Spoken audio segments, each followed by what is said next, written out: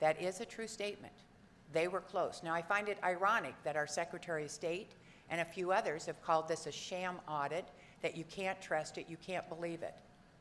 Well, the interesting fact is truth, numbers are numbers. And we've said that from day one. What you're going to see is exactly what it is, the truth. And those numbers were close, within a few hundred.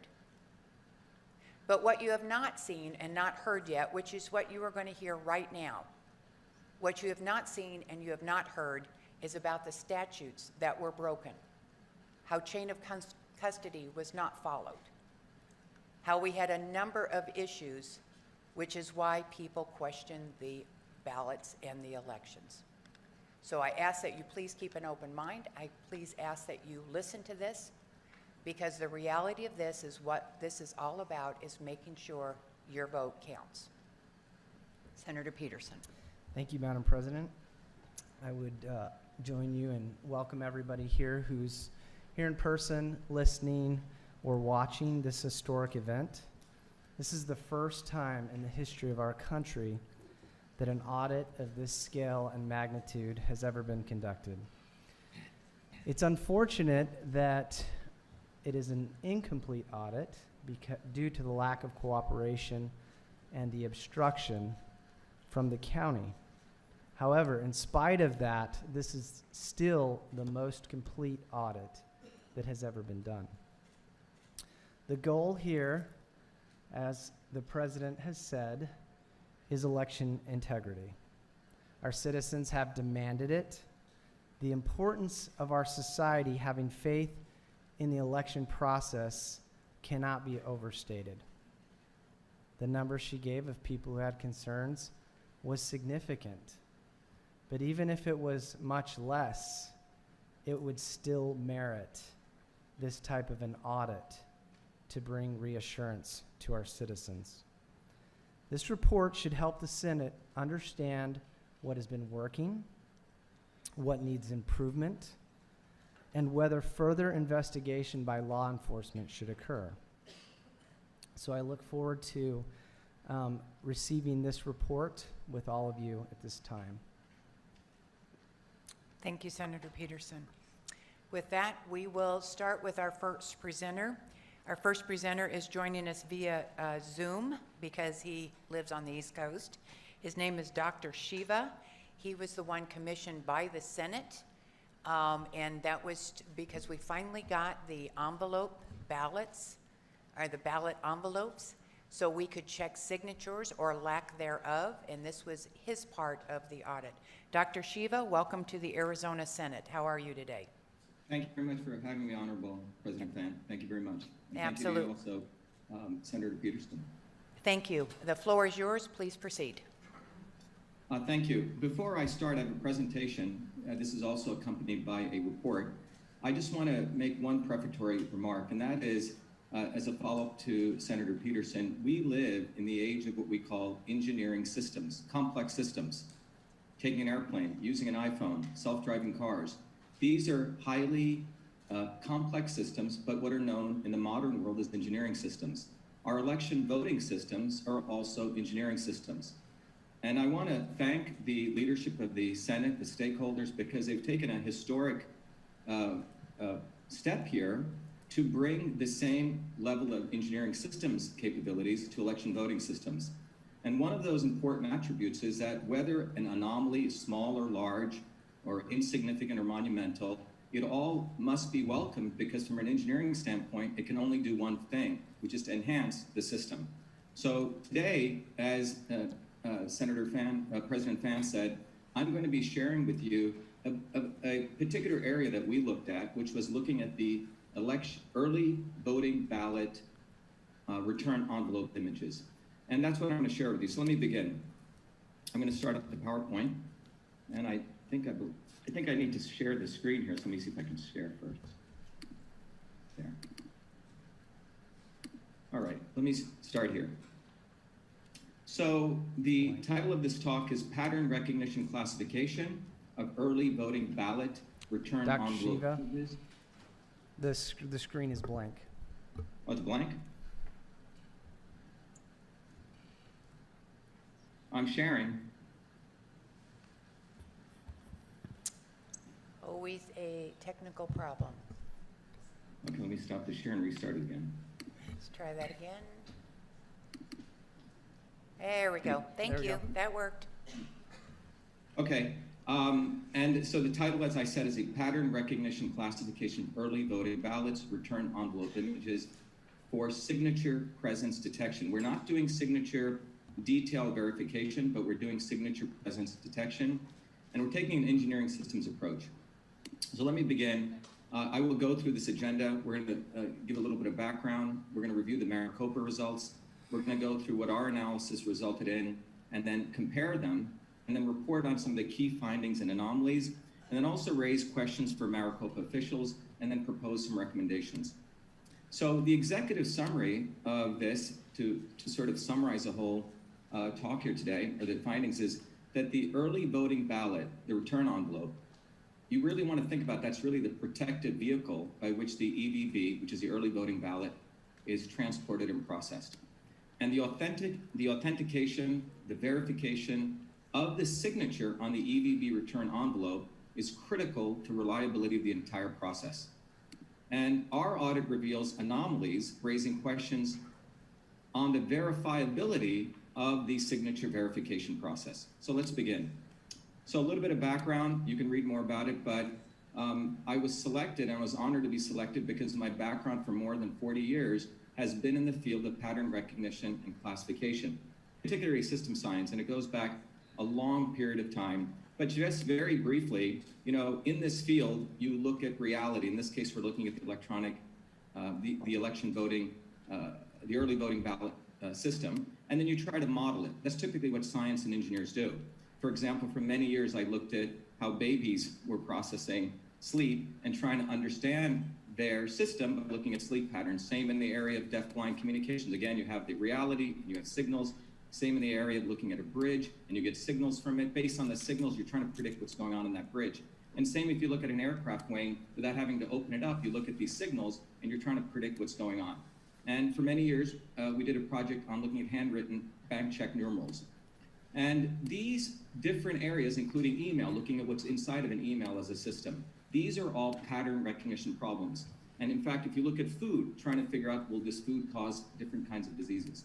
But the reality in this area is you're looking at the particular real world, and you have a model. You can look at the heart, and you can look at the cardiovascular system of that. And you can say, hey, I have some states of this system which are normal signals, and some states which are abnormal signals.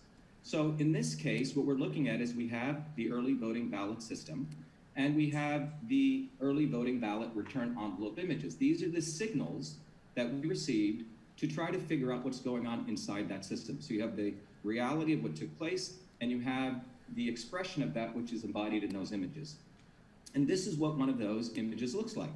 You have a image, you have upper left the name of the voter, and here you have the signature. And we were asked as a part of the scope of this audit not to look anywhere else, but to look in this signature region and to look to see if there was a normal state, a signature there, or the abnormal states, blanks, split into two, and I'll talk about more in detail, a complete blank or likely blank, or what we call a scribble.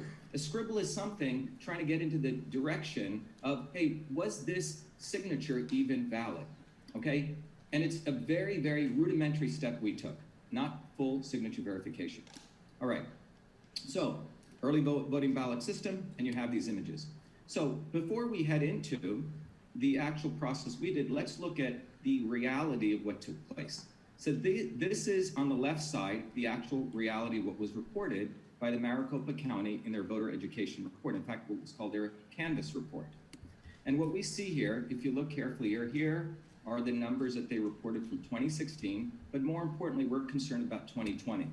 And in 2020, one of the lines in their report is called the early ballots verified and counted, which has 1,915,487. And the rejected early ballots, which are these numbers, are the ones that were not included in the final count. Bad signatures, which means they went through a signature verification process. And out of that, 587 out of the 1,918,463, which is all of them, were deemed to be bad signatures. And the way we get this number is you take all of the ones that were verified and counted, the ones that were bad signatures. There were some which were no signatures, which were blanks, and then late returns. So to be clear, according to the report, this was a total number of early voting ballot return envelopes received by Maricopa County. To make it a little more clear, we have 1,918,463 total unique EVB return envelopes, of which 1,455 were found to have no signatures.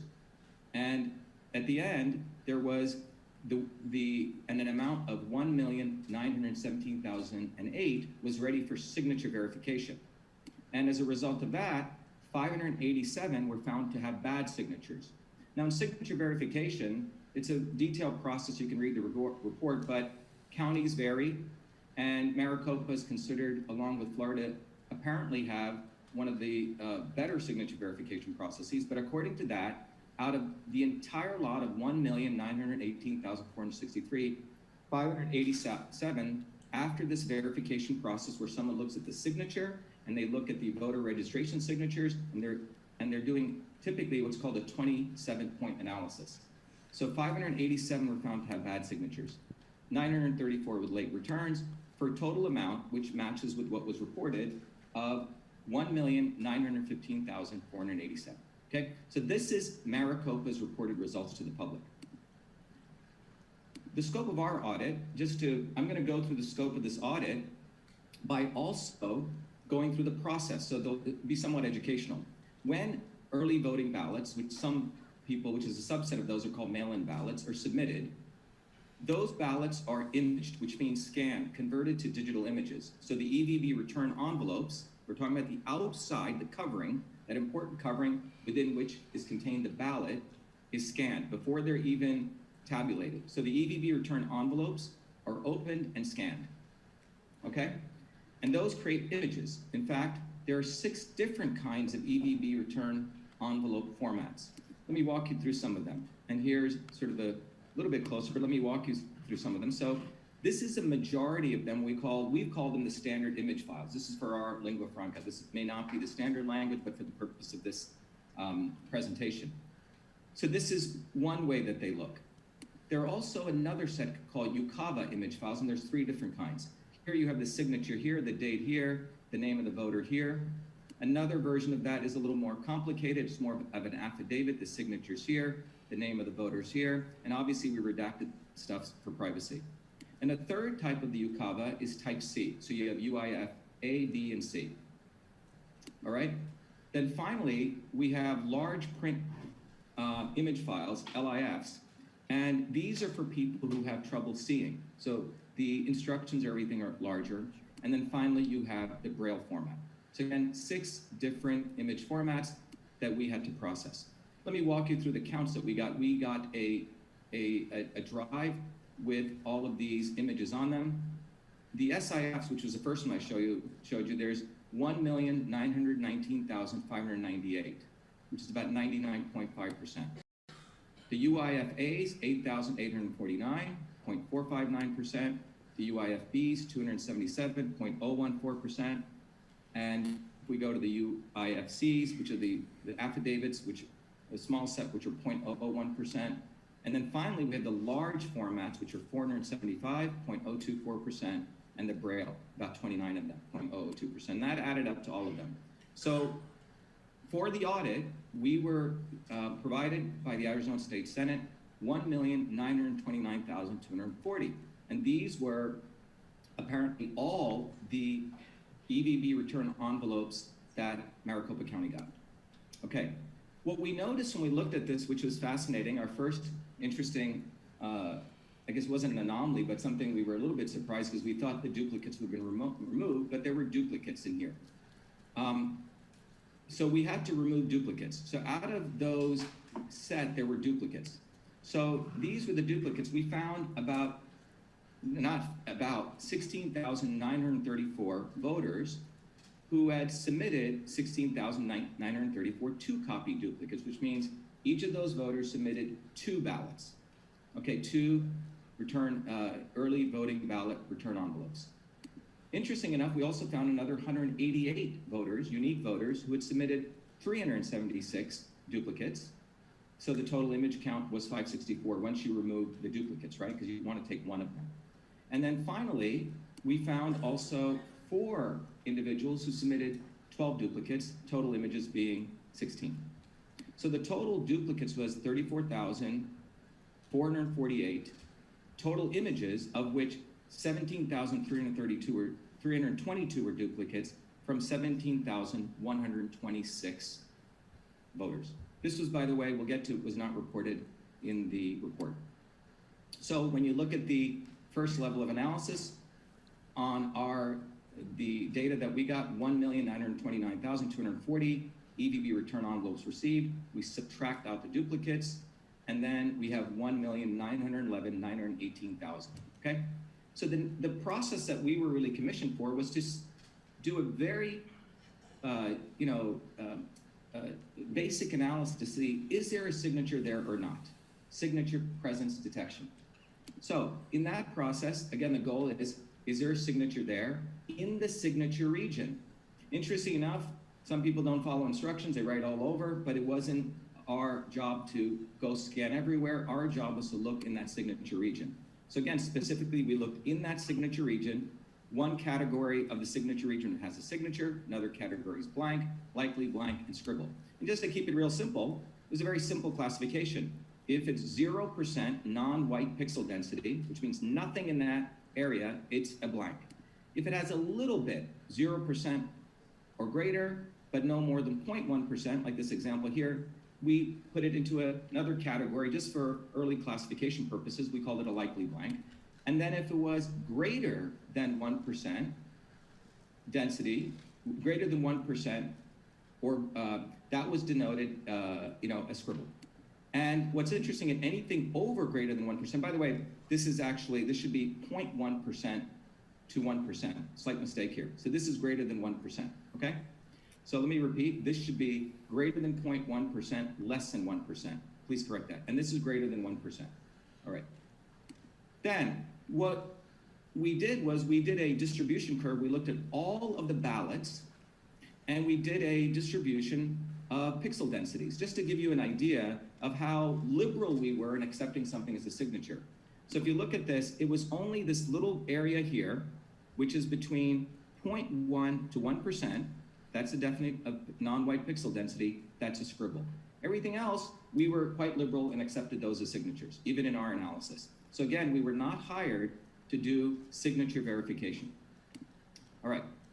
Now, after this, typically signature verification would take place, which is what the county did, and then they would also open up then the ballots and then open up the envelopes and tabulate them. So let's go to our signature presence detection. So we took a ballot, or it could be any ballot. First of all, we classified it into one of these 6 categories. That's what the system did. And then for each one of for 4 of those, we removed the duplicates, as I've shared. And then we looked at the ballots. Once we knew which one it was, we identified what kind of region, we extracted the region. If possible, though this was not part of the scope, we also tried to extract the name. We were able to do that for close to, I think, 99% of them. So we also used different types of classifiers, which is in pattern recognition lingo, for each one of these different kinds of ballots to ultimately put them into one of these 4 buckets. So let's look at the results. So we're first going to look at the non-duplicates, which means all those early voting ballot, EVB to be simple, return envelopes, which were non-duplicates. And here we see predominantly 99.77%, we denoted a signature. Again, anything greater than 1% pixel density. These scribbles we found were 0.13%, okay? 2,420. And the blanks fell into 2 groups, the definitive blanks of 1,771 and the likely blanks of 101. This adds up to 0.1%, okay? Then we also looked at the counts. So of these you had, just to be clear, we had 2,420 scribbles and we have 1,872 blanks. We put both of these together in our sum total. Similarly, we now went and looked, this was a little more complicated, at the 2-copy duplicates because we had to deal with those. There was a substantial amount, 34,000 of them, 34,000 and more. So the duplicate recognition split it into three groups, but we had subgroups. So there could be, you have if you think about it, the mother and the son, or the mother and the daughter, okay? Or the parent and the child relationship. So one of the two, one could have been a signature, and one could have had a signature. One could have had a signature, the other could have had a blank. One could have had a signature, that could have been a likely blank. One could have had a signature, and C denotes scribble. If any one of them had a signature, we said, okay, we call it a signature. Alternatively, in the scribble area, one could have had a scribble, other could have been a blank, one could have been a scribble, other could have been likely, one could have been a scribble and a scribble. These were denoted as scribbles in the duplicate case. And then finally, you had ones that are blank, blank, blank, and likely blank, and likely blank. Those were denoted as blanks. All right. So let me, just to give you some feeling of what these look like. So here is one from the same person. Again, for the purpose, we're not allowed to share the names of voters, et cetera. But you can see here that here's one, there is a signature here and there's a signature here. Okay, but they are both the same, so these are both signed. So two ballots, both signed. Another example is one is signed and the other is a blank, a complete blank here. In fact, in the signature region is what we're concerned with. Another is signed and the other one's a likely blank. It's got some stuff here. So Echomal categorized it as a likely blank.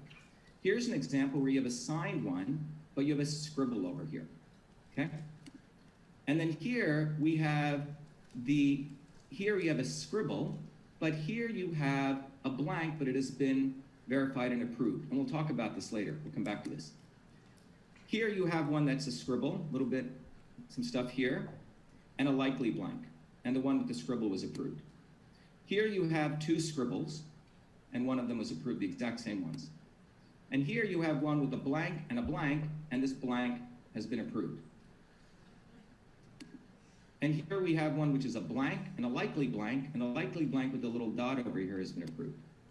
And similarly over here, we have a signature and a likely blank, and again, the likely blank is being approved. And here's an example of a 3-copy one. We have 3-copy duplicates, all are blank. And we'll come back to showing how if they were approved or not. And here's an example of 3-copy scribbles. All right, so that gives you an understanding of the flavor of these, the analysis we had to do of these 2-copy duplicates. And so on those 2 copies, we categorize these ones in green as signatures, the ones in red as scribbles, and the ones in blank as, black as blank, ones in red as scribbles. So again, you have for 2 copies, 16,934, and these are the counts on that. So you have 155 scribbles from the 2-copy, 45 blanks from the 2-copy. Interesting enough, we also had 3-copy and 4-copy analysis we had to do. I'm not going to go into all the details of this, but there were also 3-copy and 4-copy duplicates. There were 2 sets of 3-copy which were blank.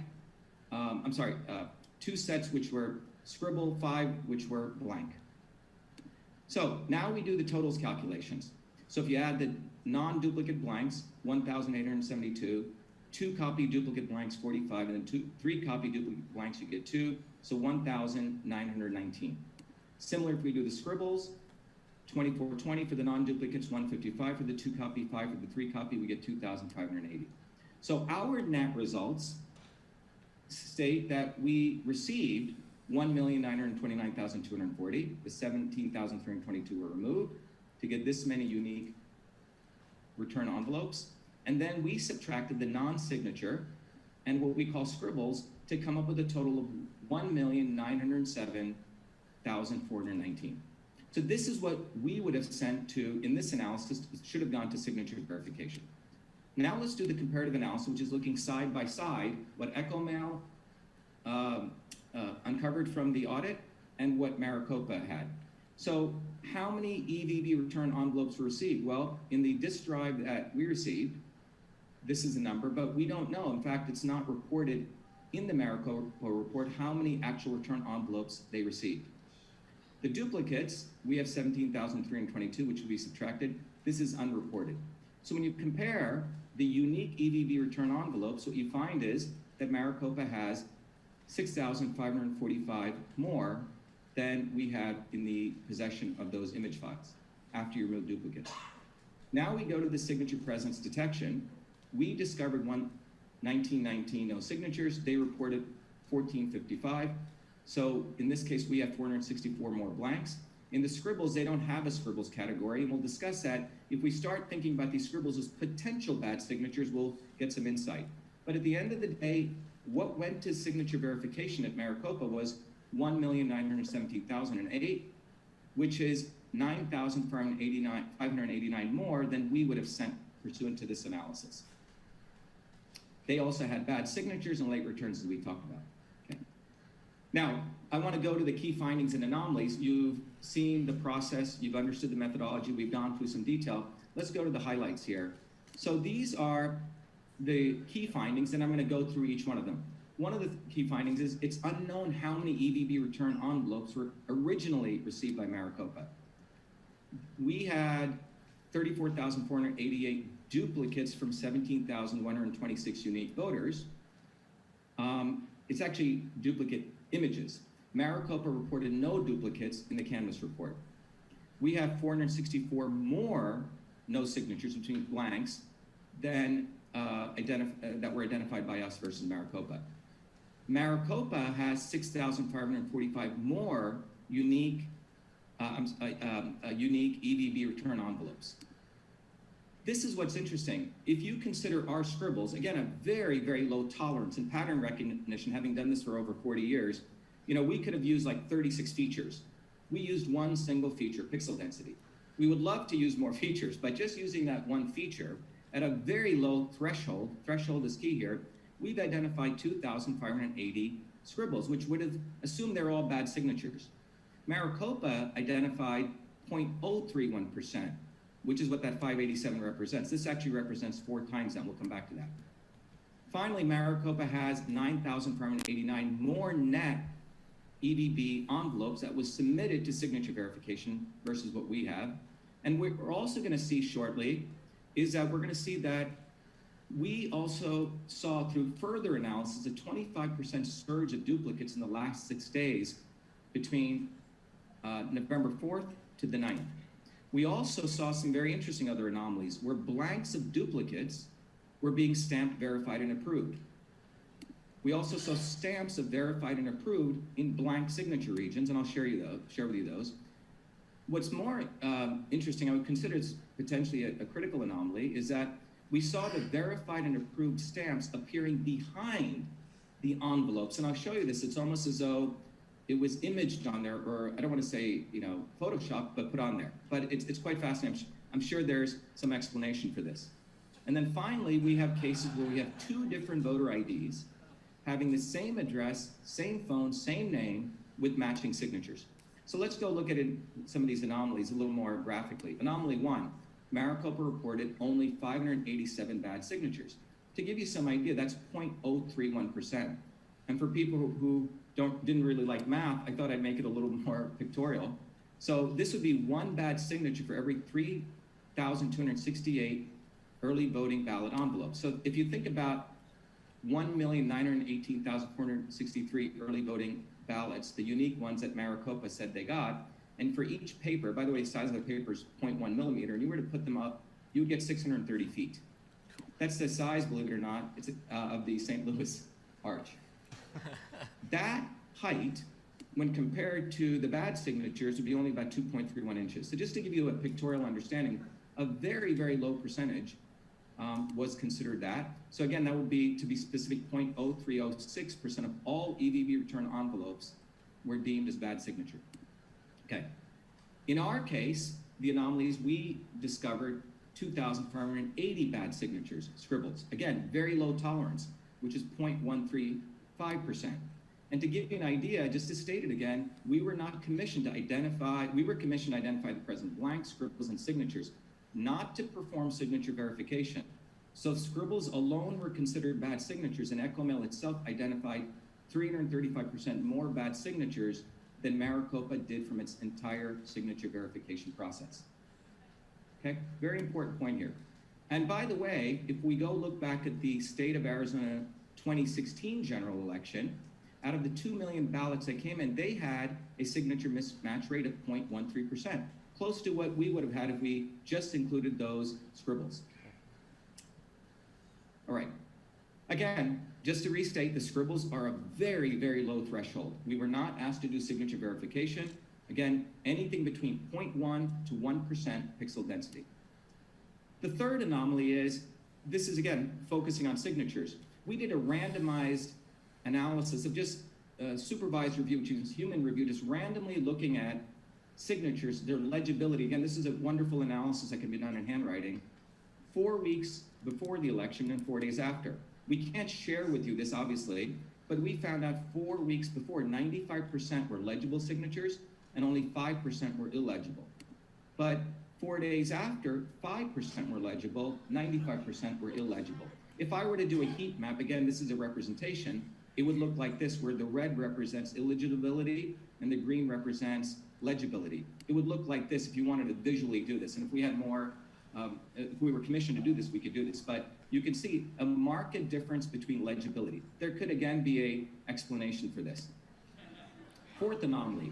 As the EVBs, which means the electronic voting ballot, I couldn't put the word envelopes, but I think you get the idea, increased by 53% in the general election from 2016 to 2020 in Maricopa, bad signatures decreased. Let me explain what I mean by that. So in 2016, which is, in the previous election to 2020, 1,257,179 return envelopes were submitted.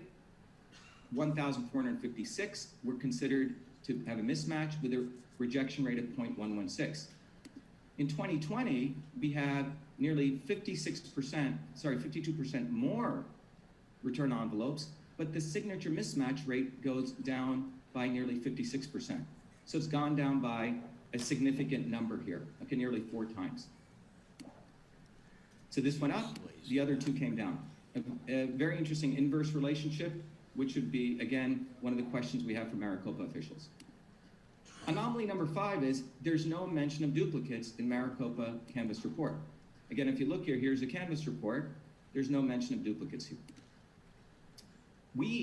In our case, we found 17,126 voters sent in 2 or more ballots as duplicates, as you've seen before. Anomaly 6 is 25% plus or more of the duplicates came in during November 4th to the 9th, essentially on election day and after. So how did we find this? Well, here's a plot. Again, let me walk you through this. On the y-axis is the number of early voting ballot return envelopes, and we're plotting it by date. And again, this is based on the drive we got, which were timestamped by particular days. So it almost looks like an interesting heartbeat here. So on this day, 10/14, nearly 200,000 envelopes came in. On this day, nothing came in. So you get this interesting heartbeat signal. Then what we did was we said, why don't we, on top of this, layer in the blanks, scribbles, and duplicates? Again, since the axis for the EVBs is higher, that's on the right axis. On the left axis, I've done the totals for the scribbles, blanks, and duplicates. What's fascinating is you notice in the early part, things are following the heartbeat, okay? But somewhere along here, particularly on October 26th, this heartbeat starts sort of separating, particularly the saffron line is the duplicates. So you have the duplicates stop matching in many ways this heartbeat. So here everything stops. So what we did was we did further analysis on the blanks, the duplicates and the EVBRE. And this is what's interesting. So what we're plotting here is the duplicates as a function of the daily percentage of EVBs. So here's a signal, but what you see is suddenly this, what you may call a significant growth in percentage. In fact, in several of these days, there's 96% of the ballots that came in on 2 of these days are duplicates. So there was a serious number of duplicates. In fact, the area under this curve is close to 30%, 25 to 30% of the duplicates came in between November 4th to November 9th. And that motivated us to also on the same plot, drop the blanks and the scribbles. And you see the same phenomenon there. Anomaly 7. I'm sorry, I've already gone through that. The next anomaly is we also noted that the EV33 system, which is the system that is the one that contains all the early voting ballots, had 932 voters who submitted duplicates versus the 17,126 that we identified. But what's fascinating is when we match those 932 voters against our 17,126, only 2,138 voters matched. Let me repeat that again. The EV33, as we understand, we're not experts that this is a system where all the early voting ballots are stored. When that was gone through and found that 9,382 of those were voters who submitted duplicates, clearly this should be a subset of ours because we're supposed to have all the early voting ballots. We found out only 2,113 matched. And let me just walk you through some of these duplicates, where the duplicates are stamped and also approved. So you see the duplicate, and here it's being stamped. Nothing on here, it's being approved. Duplicate 1, duplicate 2, this one is being approved. And again, all of these came in after November 4th. Same here, another duplicate being approved, and a blank. Here's another one, example 3. 2 duplicates, the blank being approved. Same here, 4th example, and there are many others, but these are pure blanks, and they're being approved. In fact, this is a 3-copy duplicates, where 2 are approved. So 1 voter sent in 3 copies, and 2 got approved. Another one is 3-copy duplicates, where 1 is approved. All right, the next anomaly is verified and approved in the blank signature region. So what do I mean by that? So this is blank, but the verified and approved is appearing right in the blank. Again, this is process issues which we'd love to get answers to. So same thing here. Same thing here, the verified and approved is right there. And then finally, this is an interesting anomaly where we have 2 EVBs where people have the same voter ID, same name, address, and phone number with matching signatures with 2 different voter IDs, okay? So we had to redact this, but imagine if you could see this, there's a person's name here and address, which is the same as the name and address here. Very similar matching signatures, same phone numbers, but they have 2 different voter IDs. So let me repeat again. 2 different voter IDs, same name, matching signatures, as if you looked at them visually, same phone numbers. And another example here. Actually, there's 3 examples here. Another person here, we call, by the way, there's not a person called John Doe. This is a, just to protect the innocent. And this is Jane Doe, again, matching signatures, same address, same phone number, but 2 different voter IDs. Same here, 2 different voter IDs, same address, same name. We don't have a phone number here, et cetera. So we have 3 examples of that. Then finally, the last anomaly I want to show is where we saw something fascinating is where the verified and approved stamp, and you have to look at this carefully, it's occurring behind the envelope triangle. Let me explain. So if you look at this carefully, this is an image of an envelope. Here is a triangle, which is pointing people to print here. Now, you would think if it was stamped, this stamp should be over this image, but it is actually behind the triangle. All right? And you see it here again, close up here. These are all different ballots which were approved post November 4th predominantly, where the image of the verified and approved is behind this. Now, maybe this is done for a good reason. Maybe it's an imaging technology, but typically you could, if you use Photoshop, you'd have layers, but I don't want to even accuse that, but I just want to say that it is interesting that the verified and approved is behind the envelope here, the envelope triangle. All right. So again, there's some examples here. So questions. These are the questions we have for Maricopa officials. One is, did Maricopa receive any duplicates? Again, I've gone through. We have in our possession 34,448 images representing 17 duplicates from 17,126 unique voters, 2-copy, 3-copy, and 4-copy. The word duplicate does not show up as a keyword in their report, but it would be interesting to know if duplicates exist. The second one, is there a reason that Echomal has no signatures than reported by Maricopa? Is it because we solely analyze only the signature region? And if not, why? The next question is, why did Echomal detect more scribbles in Maricopa's reporting of bad signatures? Again, this comes to the point which I probably emphasized enough here.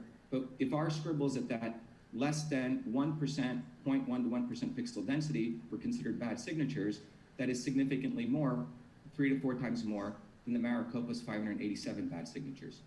And the other question are the date stamps and the directories that we have, the date on which the EVV return envelopes were received by Maricopa officials. We had assumed that when we did our time temporal charts. And then finally, why does the approval stamp, verified and approved, appear to exist only on a small subset of the EVV return envelopes? Out of all the 1.9 million, that verified and approved, we find most of them exist after 11/4, after election day, but very few sprinkled. So out of all those envelopes, our initial supervised review reveals maybe 10% have this stamp on them. The other thing is, did Maricopa stamp some EVV return envelopes as EVV approved, even though signature is blank, since they found a signature elsewhere? And that would be good to know. How did they do that? What is the adjudication process? Finally, all of this leads to a very important set of things from an engineering standpoint.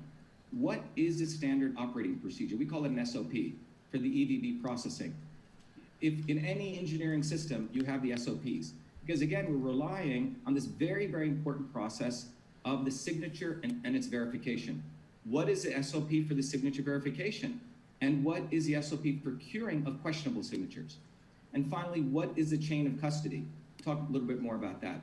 And the last set of questions is, why was there a sudden surge of duplicates during 1104 to 1109, which is incongruent with the trend we were seeing with the early voting ballot return envelope counts? Finally, why is the verified and approved stamp envelope appearing behind the printed envelope triangle? How does that happen? Is there some imaging that's done? Are the envelopes printed? I mean, I just have a question from an imaging standpoint. And the other question is, can two different voter IDs be associated with the same person, the same address with matching signatures? Is that allowed? And then finally, why are blanks being stamped as verified and approved? And then more importantly, why is a stamp verified and approved appearing in a blank signature region? So those are our questions. In conclusion, as I started this conversation, the EVV return envelope is a container of the ballot. It's a very important thing. I mean, if you think about the human body as a system, your skin is what contains you. That envelope is what contains these ballots, a very, very important part. So there's significant opportunities to enhance precision, verifiability, reliability, auditability, and reproducibility. In the world of engineering systems, we call these properties. And these anomalies give us a wonderful opportunity to enhance at least these 5 attributes. So we believe what needs to happen is that our conclusion is a signature verification process, no pun intended, is unverifiable.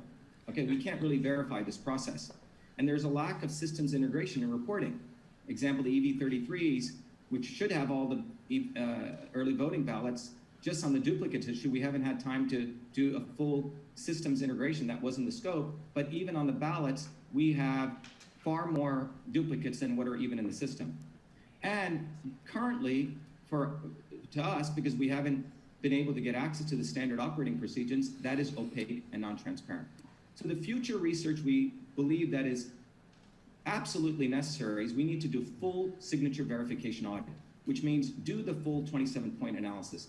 We have the capability right now. We have everything imaged. If we have if we acquire Maricopa's SOP for signature verification, if we can get their 27-point analysis algorithm, we can replicate all of this, and using the algorithm that they have, define an actual false positive, false negative error rate. What I mean by this is, this would be a profound opportunity for improving US election processes, because this has not been done. You read literature on the left or the right, everyone complains that the signature verification process has significant issues.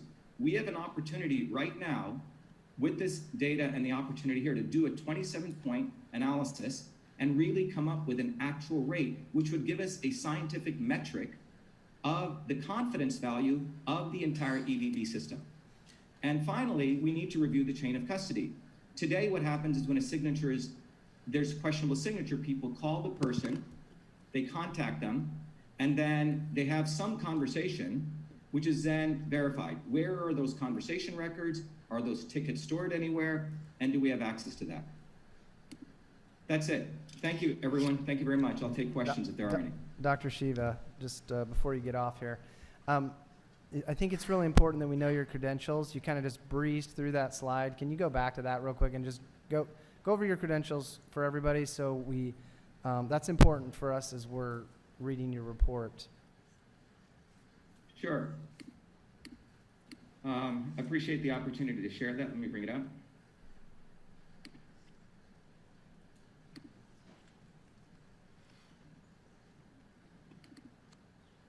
So let me just give you a little bit of my background. I have 4 degrees from MIT, a PhD in biological engineering and what's called computational systems biology, which is all about doing computation, recognizing patterns. My master's is also from the MIT Department of Mechanical Engineering, where I did computational wave propagation to look at a very important area of pattern recognition called non-destructive testing, where you're looking, you don't want to actually open up a bridge or you don't want to open up an aircraft wing. You're sending signals in and you're classifying them. My other degrees from the MIT Media Lab in scientific visualization. My master's, where I also use these same techniques to do some of the earliest complex visualizations for classification. And my bachelor's is in electrical engineering and computer science, also from MIT, where I built for that one of the first cardiology systems for doing pattern analysis cardiology signals. But beyond that, my focus for 40 plus years has been in this field of pattern recognition and classification in biology and medicine, engineering, aeronautics, civil, electrical, banking, and finance, military, across a range of areas, handwriting recognition on bank checks, email analysis. In fact, as a graduate student, I was the only graduate student asked to participate. I won the White House competition for automatically categorizing the White House's email. This is 1993, when email was becoming a consumer application, prior to when it was a business application of the email that I created back in 1978. In 1993 was when email actually became a consumer application. The Clinton White House was getting tons of email. They wanted to automatically analyze it. I ended up winning that, left MIT, took a 10-year hiatus, and built Echomal for pattern analysis recognition of emails. Did a lot of work for many years as an undergraduate, helping deaf-blind analysis of signature pattern analysis there. Currently, I work in a company called Cytosolve, where we're looking at analysis of signals, biomarker signals, to figure out the right combinations of medicines. That company actually got a multi-combination therapy allowed by the FDA for pancreatic cancer. I've written a number of patents, books. Anyone wants to go to vashhiva.com, and you can look at my biography over there. I've published in the leading journals in the world. Nature Neuroscience is one of the eminent journals in the world. Cell Biophysical Journal, IEEE. These are high-impact peer-reviewed journals.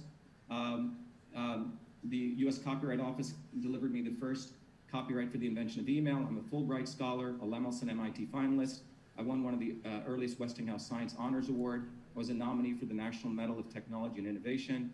And I've been invited to give distinguished lectures at the National Science Foundation, NIH, FDA. In fact, in November 19, I delivered the prestige lecture on the immune system, an invited lecture at the NSF, where we discussed the immune system. And several years ago, MIT had me deliver their Presidential Fellows Lecture. Thank you for sharing that. You've raised a lot of very important questions for us to get answers to. Thank you, Dr. Shhhhh. Your report was extremely insightful, and considering the fact that we only got the envelopes just a few short weeks ago, we appreciate you dropping everything, all of your other responsibilities, and jumped on this right away so that this could be accomplished by today's hearing date. So we appreciate that very, very much. Thank you, Senator Fan. I also want to thank Doug Applegate and Phil Evans, 2 of my colleagues at Echomal and the Echomal team, and particularly all the stakeholders. And again, I want to thank the courage of the leadership of the Arizona State Senate. This will go down in history as one of the most important engineering events, not just an election event. It will go down as a very important engineering event for engineering systems of election voting systems. So I really appreciate the opportunity, and I'm very honored to support this effort. Thank you. Thank you, Dr. Shhhhh.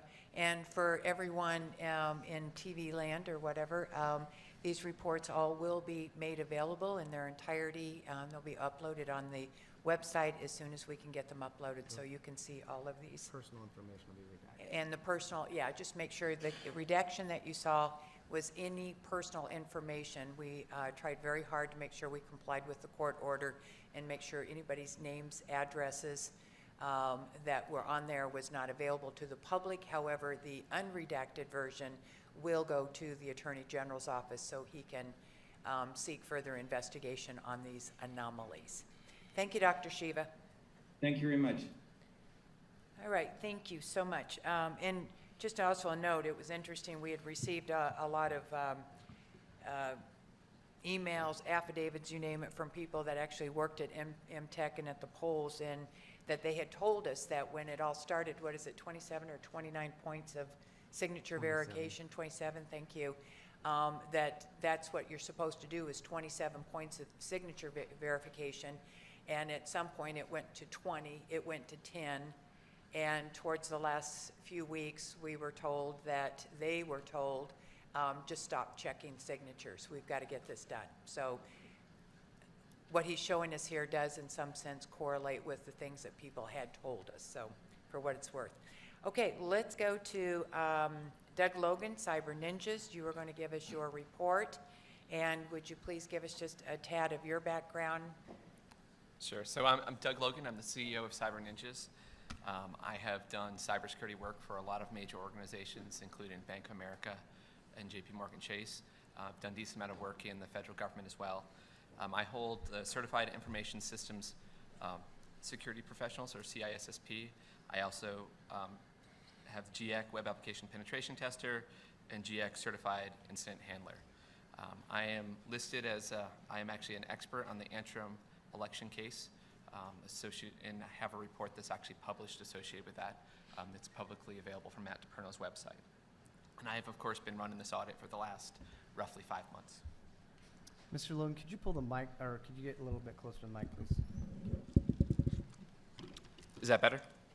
Okay, awesome.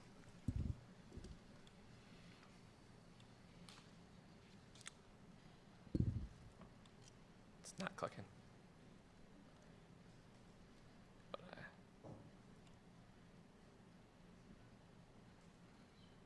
There we go. So I just want to start with an overview of what we actually accomplished here, because this is an audit like we've never had before. And involved, as you mentioned earlier, Madam President, involved over 1,500 people. And based on our calculations, it was actually more than 100,000 hours put in place. As you can see up on the photo right now, this is an example. This actually happened in the evening one of the days. So this isn't even a full group of everybody. We're going to go through each role that was out there, what functions they were performing. But you'll notice that everyone is located based on colors. That helped us keep track of where people were and make sure no one was out of place, and help us make sure that we both secured and maintained custody of all the ballots at all times. Custody of all the ballots at all times. Custody of all the ballots at all times. Custody of all the ballots at all times. Over 1,500 people and like 100,000 hours. Now, security was something that was extremely important with everything that we did here. We had multiple layers of security. We actually had an external perimeter that was maintained by the Arizona Rangers. So as you came in, they would validate that you're on a list of individuals in order to be able to get in. We also had an interior checks, so that as you walked through the door, you came up to a desk where you were both checked for COVID, and validated to be on the list, made sure you had a badge, and all those things to make sure that you were someone that was supposed to be there to even be in the building. All the ballots and election equipment were stored within these cages, and anytime they ever left the cage, they were actually signed out by an individual. So we have a complete signed record of every individual that came and picked up every box. So someone took over custody of that box. We actually had individuals called runners, and they would run it from the ballot corral, and they'd take it over to whatever table they need to go to. And that individual would then sign the box over to the table manager at the table that would then utilize it to process it. So at no time was a box of ballots or individual ballots outside of the care of someone's specific authorized care who has to sign off of it. In fact, we actually had 24/7 video surveillance on everything at all times. In addition, you'll see this lovely police officer. They were actually there 24/7 as well, and they were always within sight of the ballot corrals or where we had the election equipment stored. We had police officers at both locations, always maintaining and always making sure that the ballots and the equipment was 100% secure and that nothing could happen to them.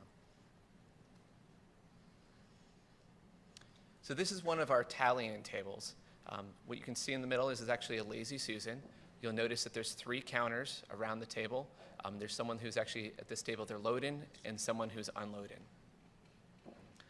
So all counters were Maricopa residents who specifically voted in the last election.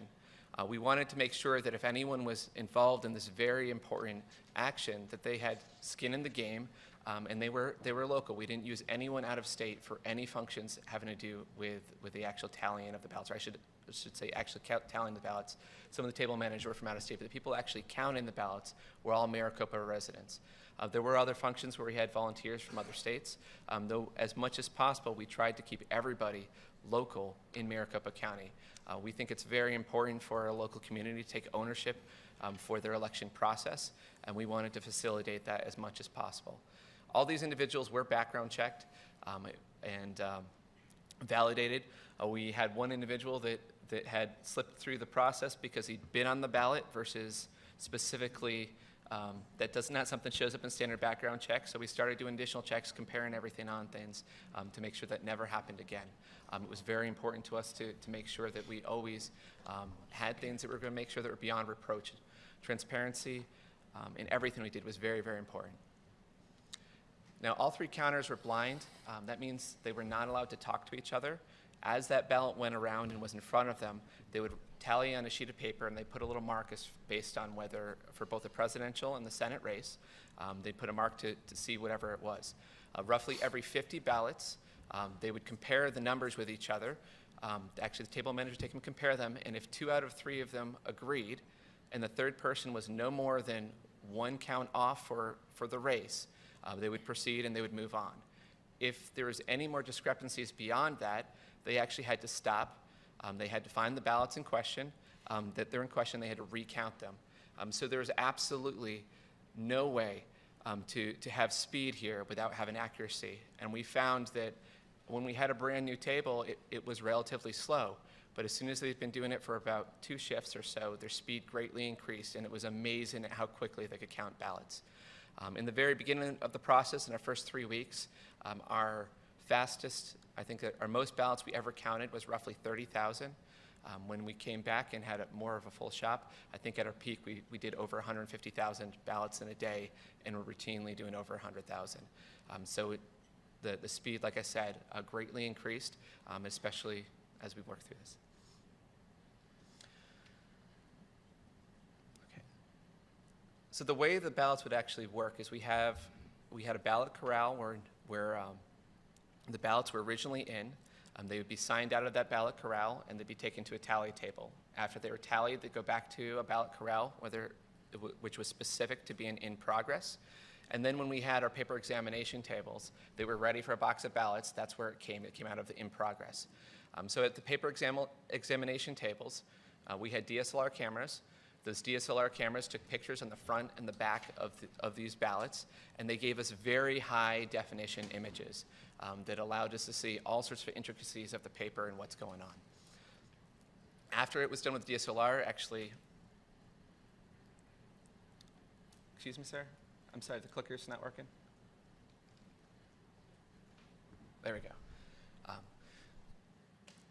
Let's go back there really quick.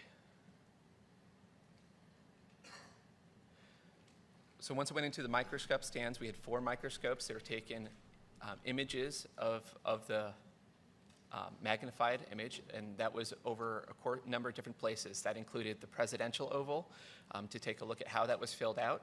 And with the way we had the lights, we could actually see when it was filled out with a ballpoint pen, you could actually see the ridges of the person pressing down on it. So you could tell the difference between something that was filled out with a Sharpie, you could tell something was printed out by a pen, or you could tell actually if something was computer printed. You could tell the difference between all of them. We also had a microscope over certain parts of the ballot that would allow us to look at the paper fibers to help determine what type of paper was utilized. Now, when we were done with this, we actually had over 140 terabytes of data just from the paper examination alone. So we had massive amounts of data. In fact, With our camera footage and everything that ran the operation, we ended up with close to 2 petabytes of data. To give you a comparison, that is vastly more data that your average large 1,000-person company has.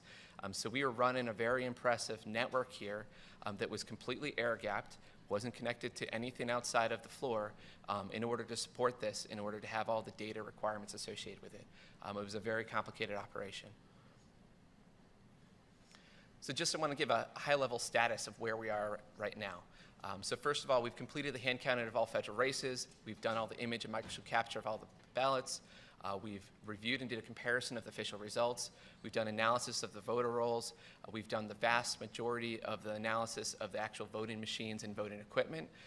In progress right now, we're hopeful to soon, with the settlement that the Senate put together, to be reviewing the spunt logs and routers based on the settlement terms. We're also hoping that the completion of the paper analysis that's being done will be done very shortly. Now, from a scope standpoint, stopped again. So no longer in scope was the canvassing. That was decided, that was removed. We have the tabular configuration to check internet configuration was something that was not provided.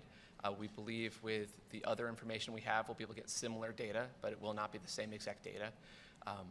We had requested review the voter roll system, but a lot of the systems are used for checking in for the SIPUC system were not provided as part of the equipment that was given us. We had hoped to look at the review of the ICX devices, but again, those had not been provided. We had wanted to look at the provisional ballots, the ones that had not been counted, to count the sealed envelopes to make sure they matched up with everything and made sense. And those, again, were not provided. And we'd also hoped to take a look at the undeliverable ballots to see how many of them were bounced back or what happened to them. And again, those were not things that were provided. And so there were things that are no longer in scope and we're not able to take a look at. Okay, so now we'll get into the fun part and get more into the actual tallies and results. In order to understand some of these findings, I want to make sure that everyone has a clear picture as to how this process works.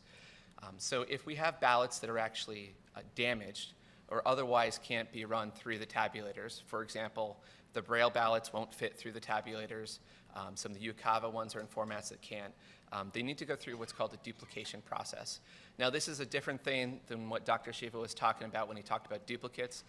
When he talked about duplicates, he was talking about more than one envelope going to the same person. So we're going to talk about the word duplicates here, but we're actually talking about when there was an original ballot that couldn't be run through the scanner, and they created a copy of it, which was run through the scanner and counted. So when you have duplicates, when you have the originals and you have the duplicates, only one of those counted, and it should only be the duplicates. Now, specifically, the originals are often referred to as damage sent to duplication, or DSD, and we're going to use that notation throughout things, that DSD means the original ballots, whereas the actual duplicates are referred to as dupes. So there should be one DSD per dupe, and there should be a unique serial number on every single DSD and every single dupe to match them up, so that you will know for sure that this ballot right here was duplicated to this other ballot. And if you want to compare and make sure the duplication process was done correctly and that it actually represented the voter intent, you'd be able to easily match them up, and it'd be easier to handle from an audit standpoint. Duplicate ballots also should be stored separately from the original ballots so there's not confusion, they don't get mixed up.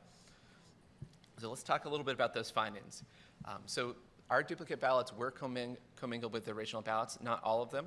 There were in at least one box case, which is something that they're not supposed to do according to the EPM. Duplicate ballots had incorrect and missing serial numbers.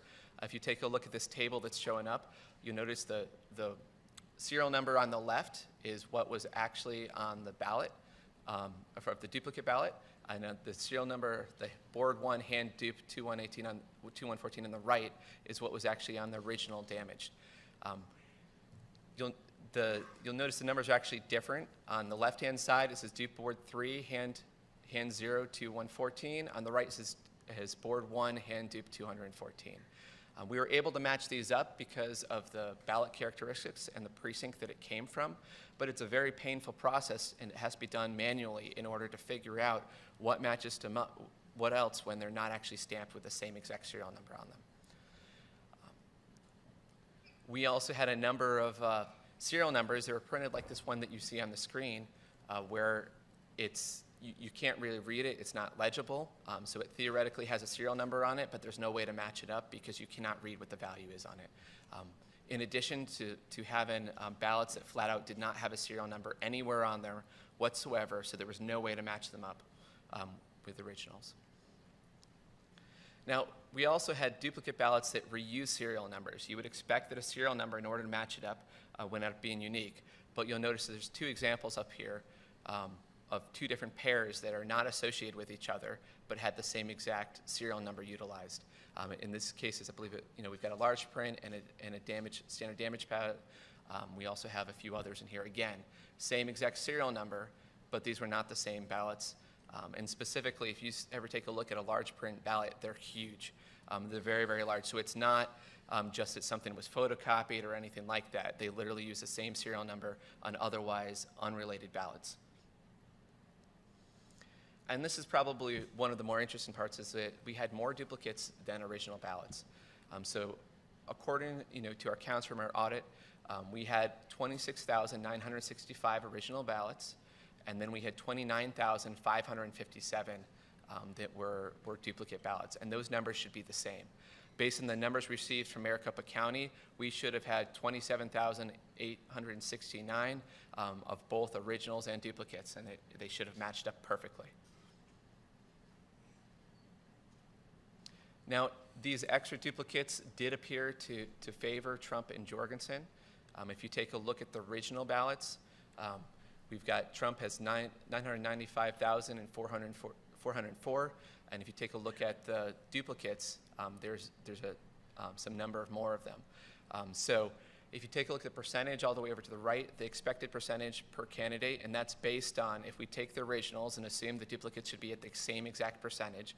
So we had 48% of the originals were Trump, 50% of the originals were Biden, and 2% of the originals were Jorgensen.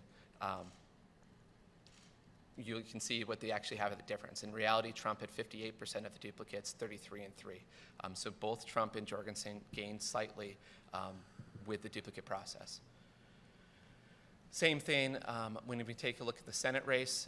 It favors slightly to McSally, not necessarily as much as it does in the other case. Both of these percentages are within the realm of error, of just human error, of making mistakes.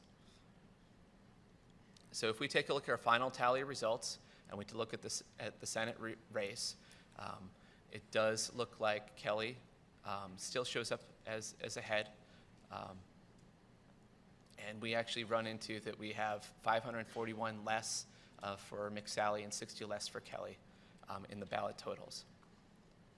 If we take a look at the presidential race, Trump actually loses 261 votes from the official votes. Biden gains 99, and Jorgensen loses 204 votes. And again, these are all very small numbers when we're talking about 2.1 million ballots. These are very small discrepancies. So we can say that the ballots that were provided to us to count in the Coliseum very accurately correlate with the official canvass numbers that came through.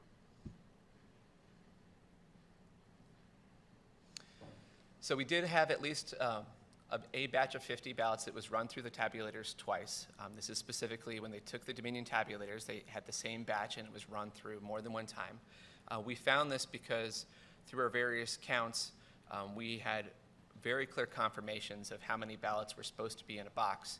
And when we compared our results against the cast vote records, we were roughly 50 off, and that made us go take a look at the Dominion images. And when we compared it to nearby ballots, we actually found that there was a set of 50 ballots that had been run through, I said, again, twice. As far as we could tell, with it only happening once, there's no indication as to whether that, we have no clear indication whether it was human error or whether it was intentional. We assume that it's human error because it happened in very small frequency. This is an example of a ballot from two different batches. It's probably relatively small text for people to read, but if you read all the way down on the bottom, it'll tell you that it's tabulator, on the left-hand picture, tabulator 6004, BTC, which is the batch 288, and that's the image 154. And then on the right-hand side, we have, again, same tabulator, but batch number 287, which is one different, and it's image number 5. and we had roughly 50 of them that were in between the two of these. We found something similar from the Ukava, where the Ukava, for those of you who don't know, Ukava ballots are for military and overseas personnel. It's a way that they can actually cast votes even though they're not physically here. Those ballots get turned in either via an online portal, they can be submitted via email, they can be mailed in, I think they can fax them in. There's a whole bunch of different ways these can come in, and as a result, they're in a lot of different formats, and there's a lot of variance among them.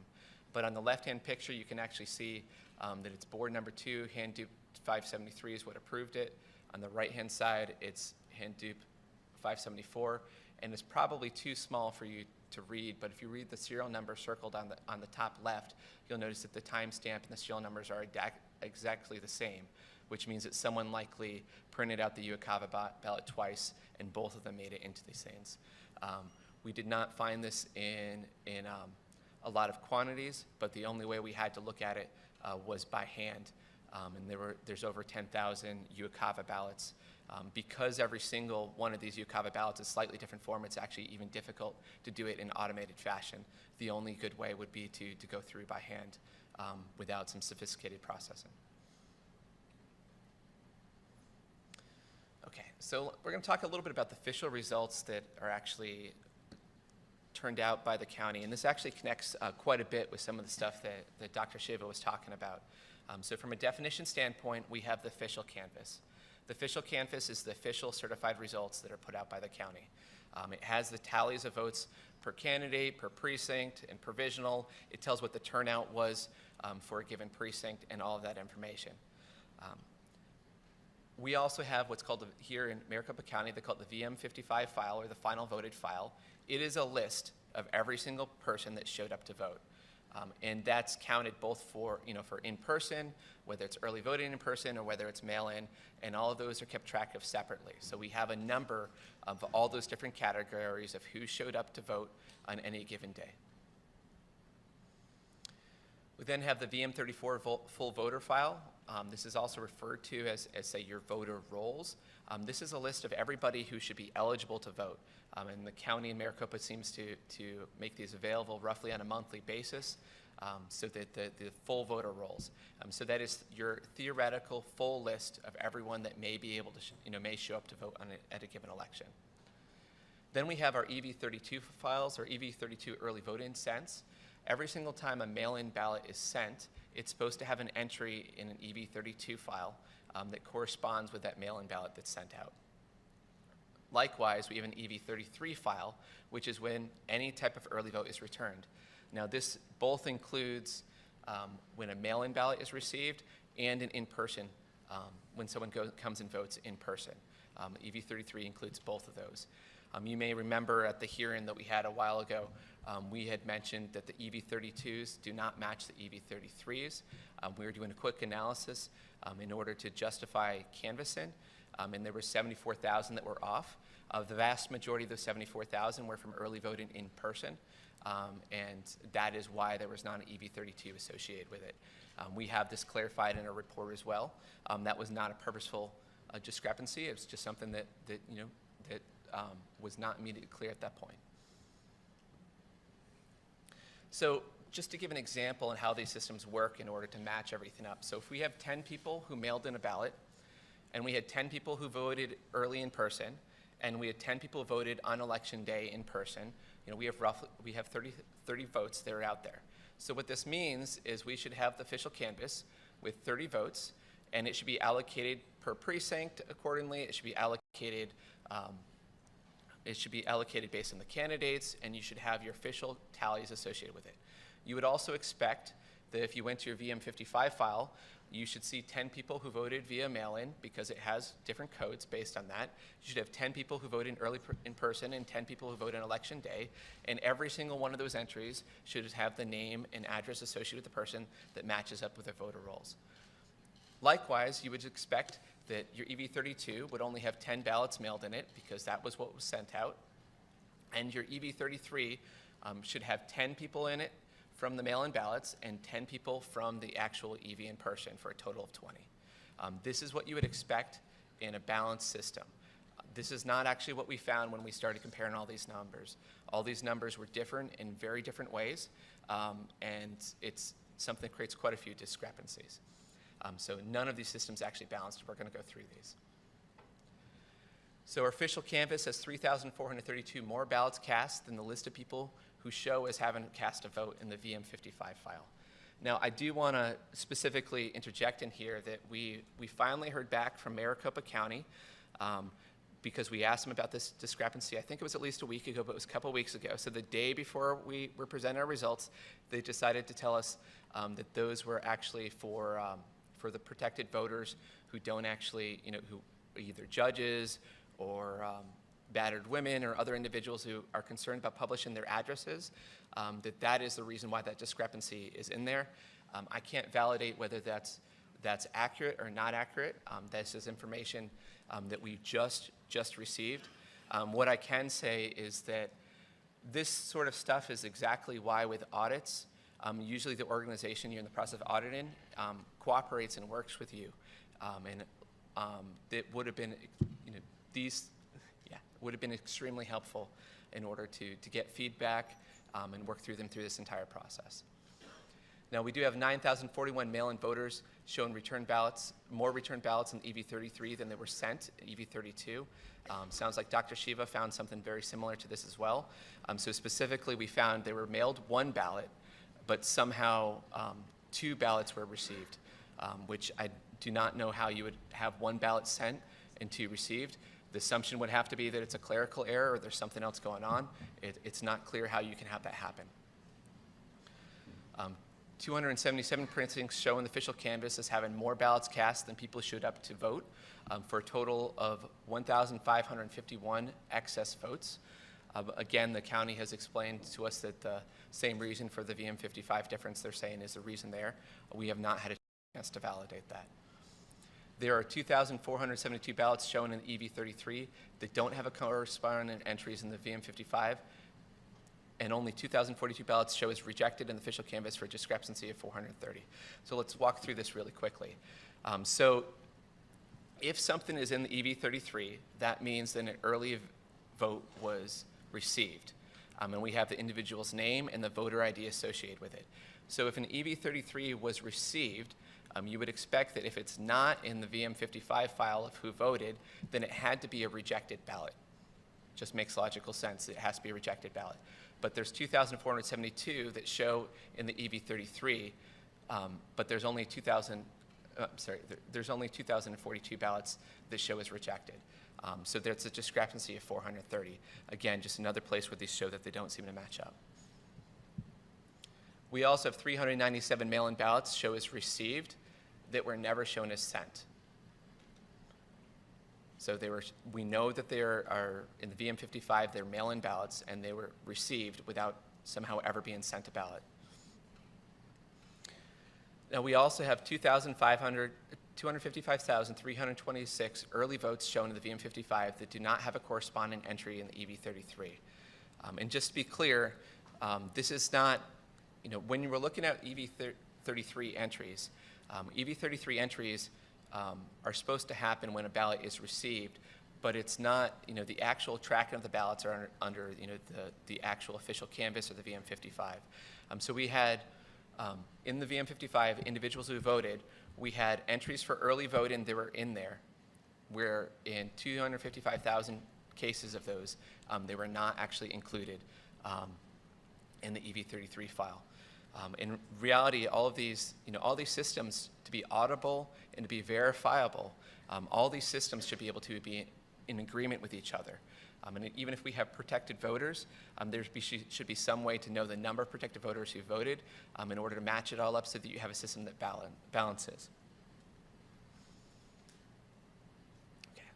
Voters who moved. So we took a look at the entire list of individuals who voted, and specifically that was from the VM55 final voted file, and we ran it through a commercial database called, that put out by Melissa, called Personator. And Personator is a best-in-class identity system that helps check addresses and make sure they're associated with the user.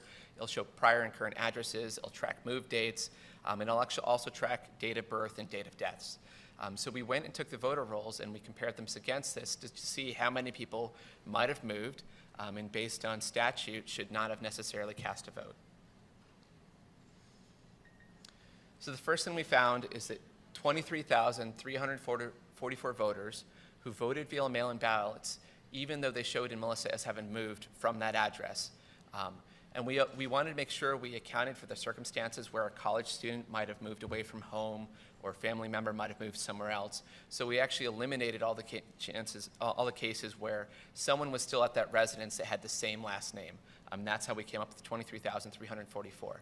So if your mail-in ballot is sent to an address that you no longer live at, there should be no way for you to receive that mail-in ballot. At least it's generally not a way for you to reset mail-in ballot because mail-in ballots are legally not allowed to be forwarded.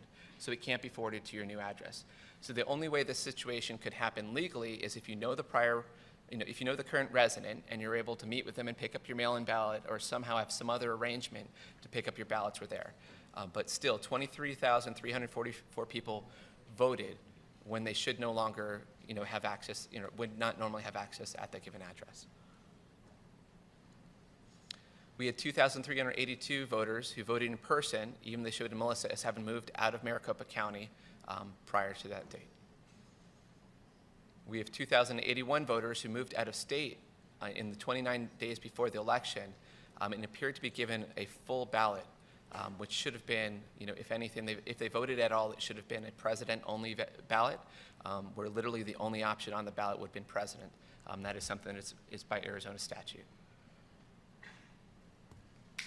Let's talk a little bit about the voter rolls. So registration dates do not generally change in your voter rolls. So this is your day of registration, unless it's to correct a mistake. And this is something that we received out of the actual recorder's office. They told us that those dates should not generally be changing. Your date of registration should be your date of registration. And it says there at the end, the only time a voter may have two dates of registration is if the registration has previously been canceled and the voter registers again. The original record would be canceled for a variety of reasons, and then they'll have a new record with a new date of registration. So the old record should not exist, and it should not have a date of registration change. Likewise, we have this thing called AFSEEK. And AFSEEK is actually a unique identifier that is a reference to a transaction. So for example, if you went and you needed to change your address, you would fill out a form, and when you filled out that form, you would turn it into the recorder's office, and they would image that, and they would process it. And when they processed it, they would assign it a unique identifier. That unique identifier actually gets stored in your voter rolls as the latest one, and it is specific to that change, that change request. So those should be unique. You should not even have it twice in your voter rolls. It should only happen once, and it should not be shared among multiple individuals.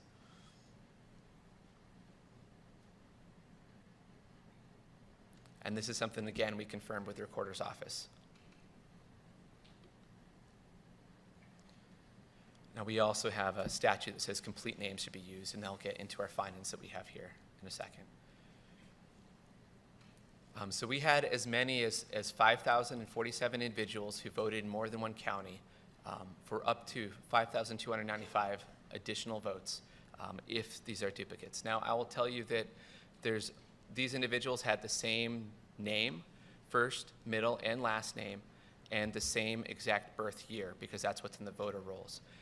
But if you have an extremely common last name, which can happen, some of these may, in fact, just be individuals with the same exact name and the same exact birth year. We have no way to validate that 100%.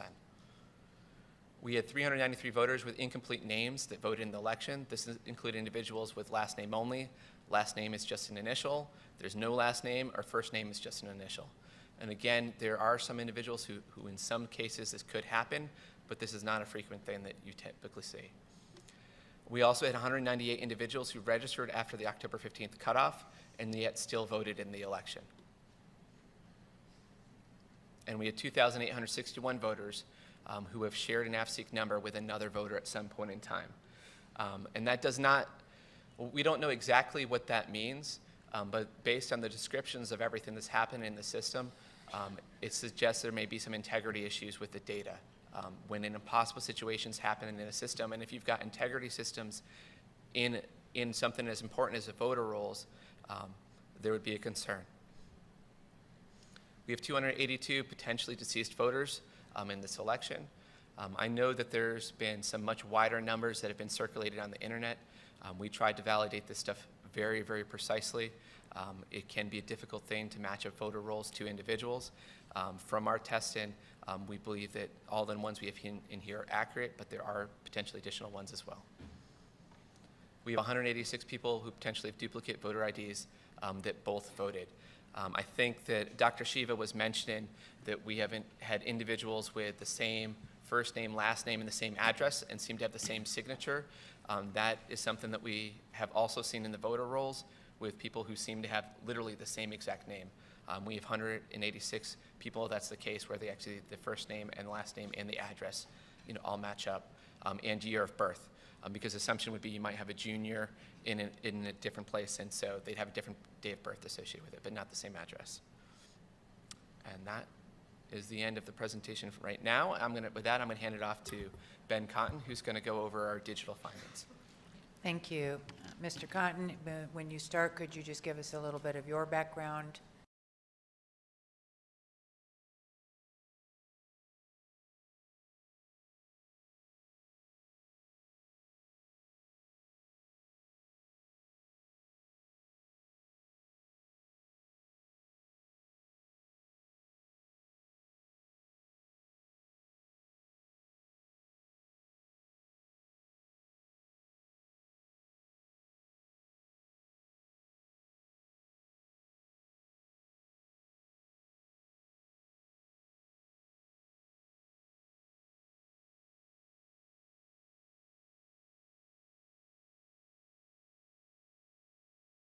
Software, the maker of Encase and Encase Enterprise software. They're now owned by OpenText. I have 25 plus years of doing digital forensics, incident response, and examinations in support of both government as part of my service. Prior to my digital forensics background for the last 25 years, I also served 21 years as a tab qualified Special Forces soldier serving this country and defending our freedoms. I recognize how critically important the voter integrity is to this nation. And this, again, Madam President, I agree with you. This is not a left issue. This is not a right issue. This is an American issue. And as I talk about this, I would hope that the findings of this audit will be turned into actionable, legislative, meaningful product that we can move forward and secure these elections moving forward. So as I talk today, people may have heard some of my previous testimony.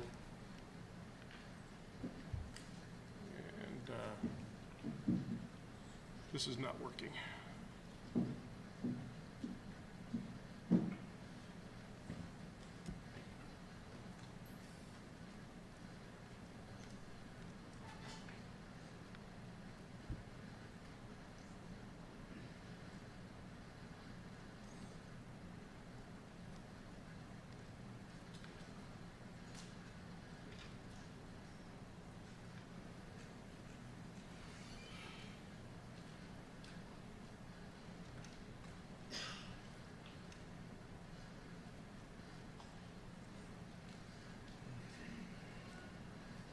Stand by, everybody.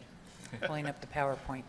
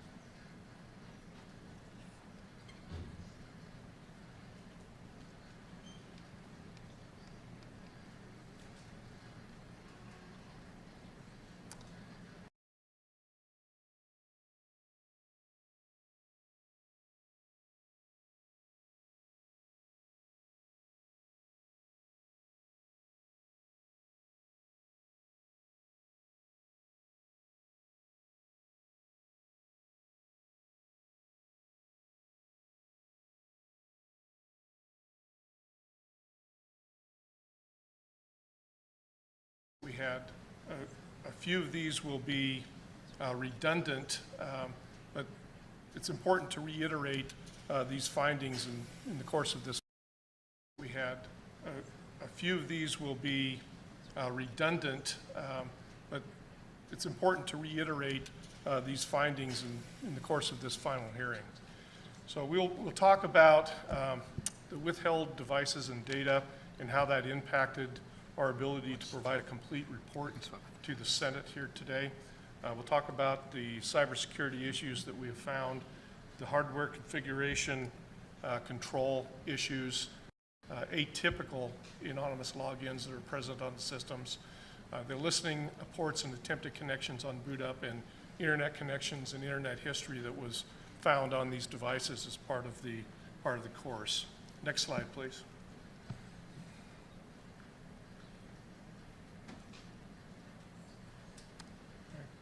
So let's talk about the withheld devices for a moment here.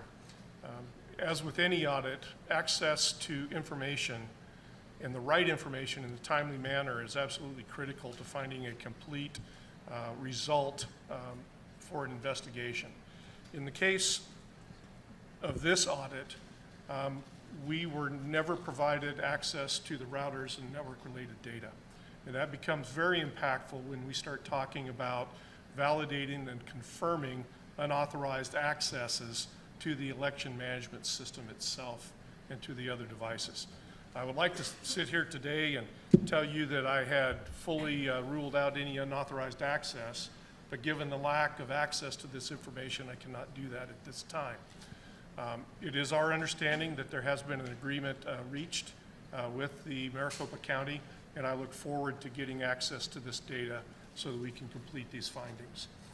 We were not provided the poll worker laptops. Now, these are the laptops that poll workers use at each precinct to validate the voters and to interact with election-related functions at that particular precinct.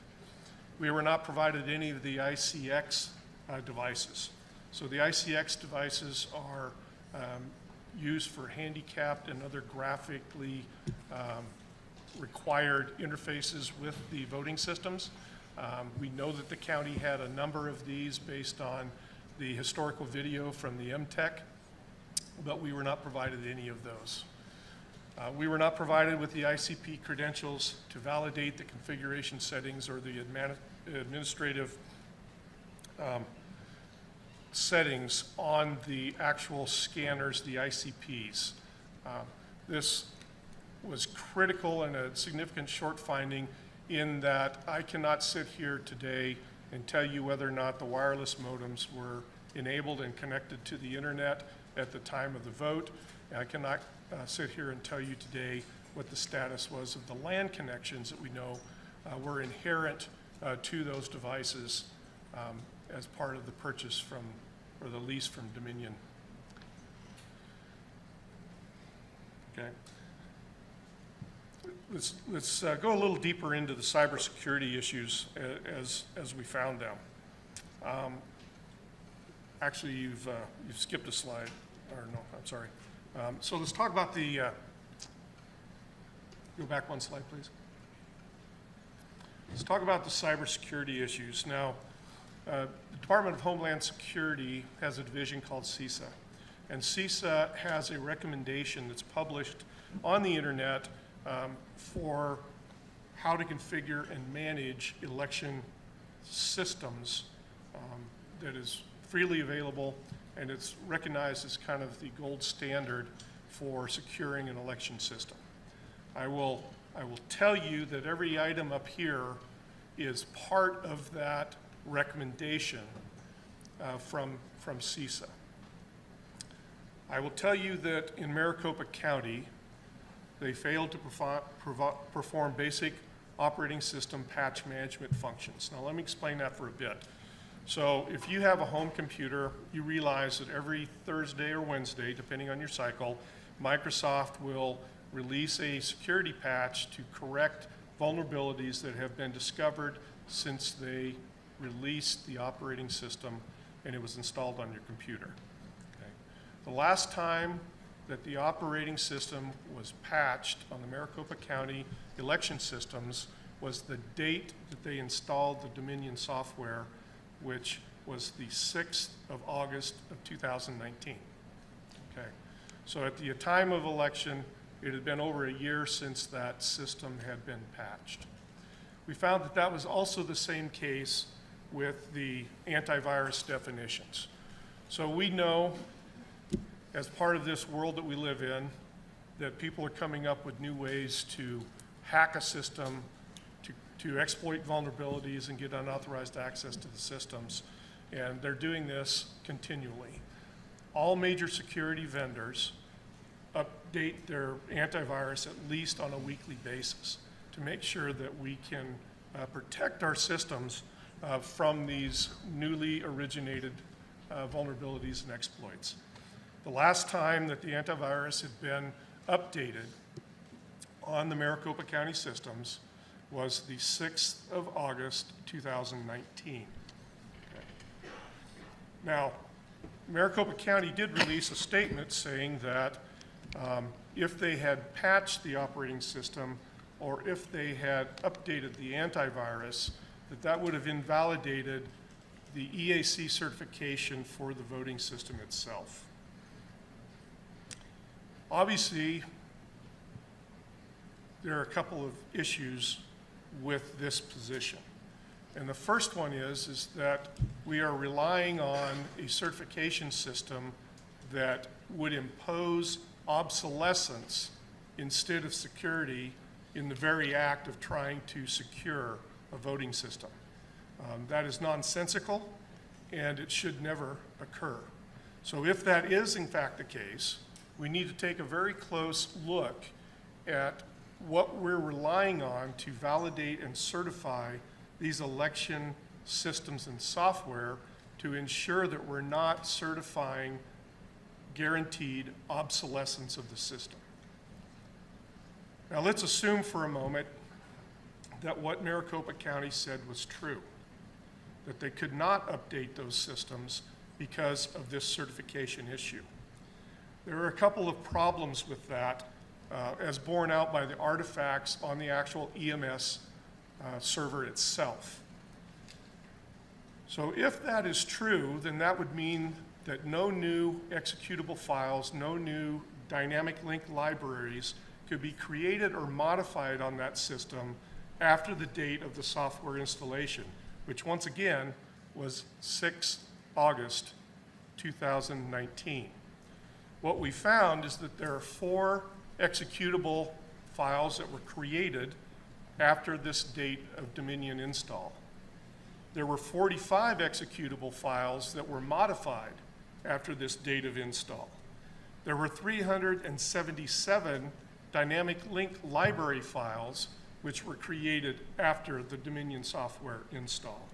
And there were 1,053 DLL files that were modified after this date. So if we assume that what the county represented is true, then in fact, that voting system would not have been certified at the time of the election. Let's talk a little bit about log management here. So there is a federal statute that requires the preservation of election-related materials for 22 months after the date of the election. That applies not only to paper, but that also applies to digital artifacts. Maricopa County failed to preserve the operating system security logs to cover the dates of the election. They provided security logs early in the audit process, but they did not provide the Windows security log itself. When we examined the EMS server, we found that the dates covered by the security log only went back as far as the 5th of February 2021. Now there's a couple reasons for that, and we'll go into those later, but the bottom line is that they failed to preserve those logs, or at least those logs were not turned over to the auditors And so I'm assuming, since they were part of the subpoena, that those should have been provided had they been present. Okay. Next item there is credential management. This is probably the most offensive item on this list to me because it carries such a huge impact on the securability of a system.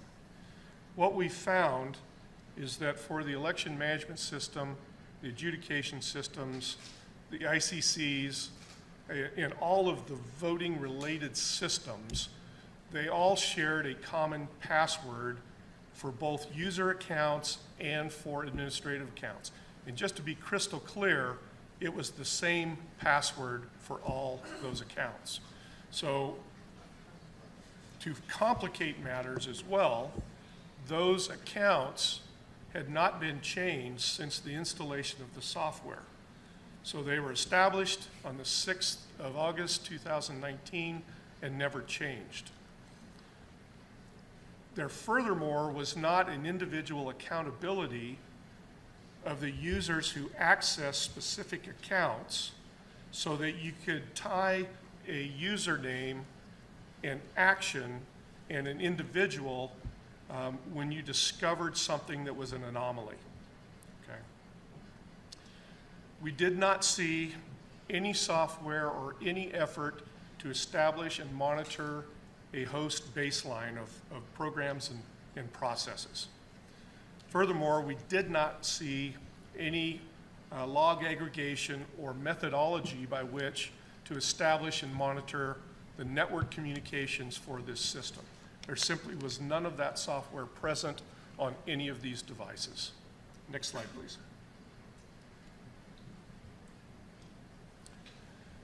We also saw and detected that there was a failure in hardware configuration within the voting system. Now, what you're seeing right here is the system, the acquisition photos for the system that was identified as the Adjudication 2 workstation. Okay. Now, you will see in that picture that there are 2 hard drives that came out of that system. It's not uncommon to have 2 hard drives in a system for data storage, et cetera, et cetera. However, both of those hard drives are bootable. Okay? So what that means is that you can boot from a hard drive that is not part of the election configuration and have access to the election network. Okay? Very important.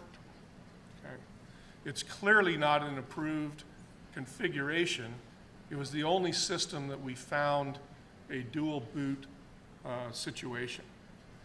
Now, to further complicate matters a little bit, and I'm not going to make judgment as to the legality of this or whether or not this deserves further action, is that on that second bootable hard drive, there appeared to be non-Maricopa County data.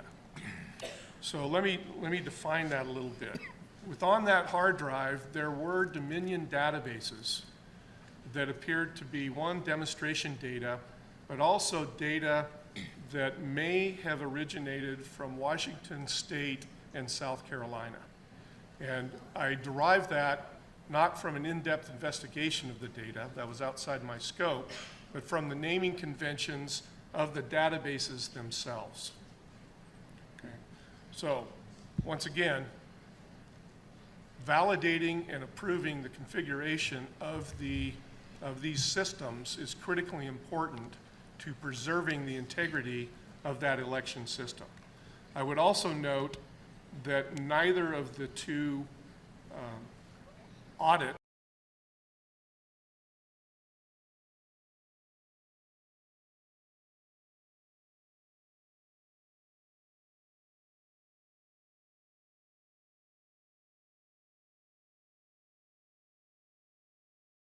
Next slide.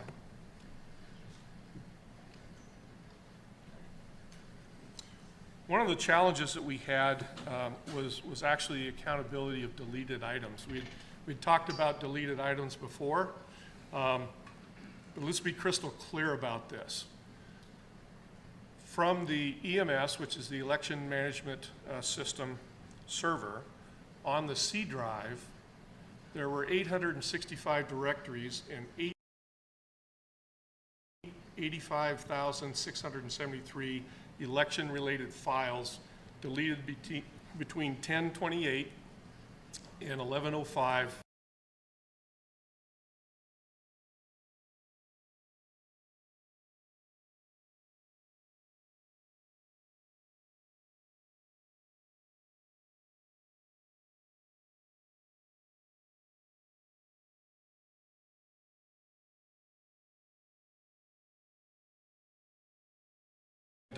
They also included some log files. So what is difficult to determine is that I know they were deleted. What I don't have is any accountability or any ability to track from a evidence management perspective how those deleted files were treated and what happened to them if they were archived or not, okay?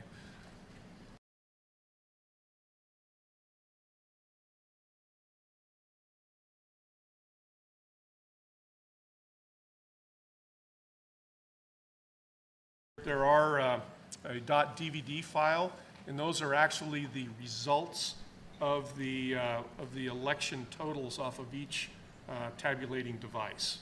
And those were part of the deleted files that were removed from the EMS. From the, so the EMS actually had 2 hard drives. Well, they had 6 hard drives configured into 2 logical drives. So the second logical drive was called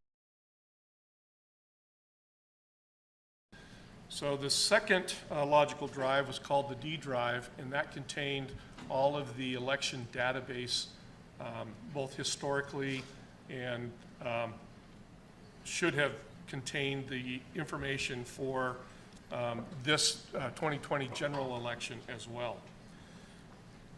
You'll note that there were 9,571 directories and 1,064,746 election-related files deleted between the 1st of November 2020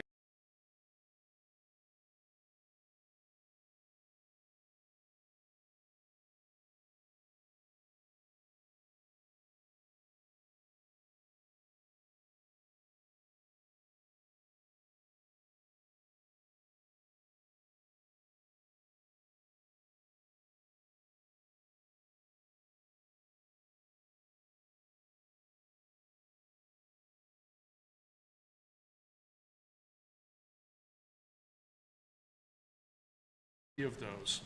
On the Hi-Pro 1, there were 304 directories containing 59,387 files of election data that were deleted from the Hi-Pro Scanner 1 on 3 March 2021. Now this becomes kind of important because part of our analysis was to look at the interaction of these scanners, these systems, and how data flowed. You'll notice that that's about a month and a half before they turned that over to us. Next slide.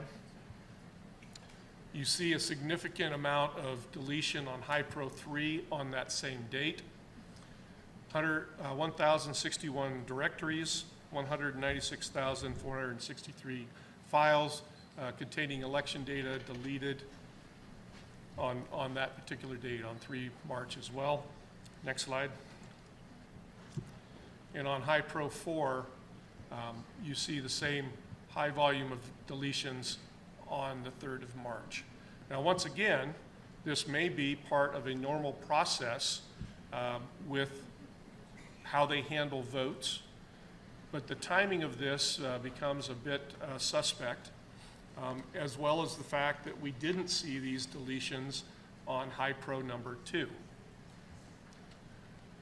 And once again, I don't have a chain of custody for what happened to these votes after they were deleted. It may be a plausible explanation. I simply don't know at this point. Okay, next slide. Let's talk about the failure to preserve the operating system logs. As I explained earlier, the the earliest time frame that was covered by the EMS logs, security logs, was 5 February 2021. That clearly does not cover the election time period. Now, there's a very good reason why it didn't. And if you go down to that last bullet there, you'll see there were three distinct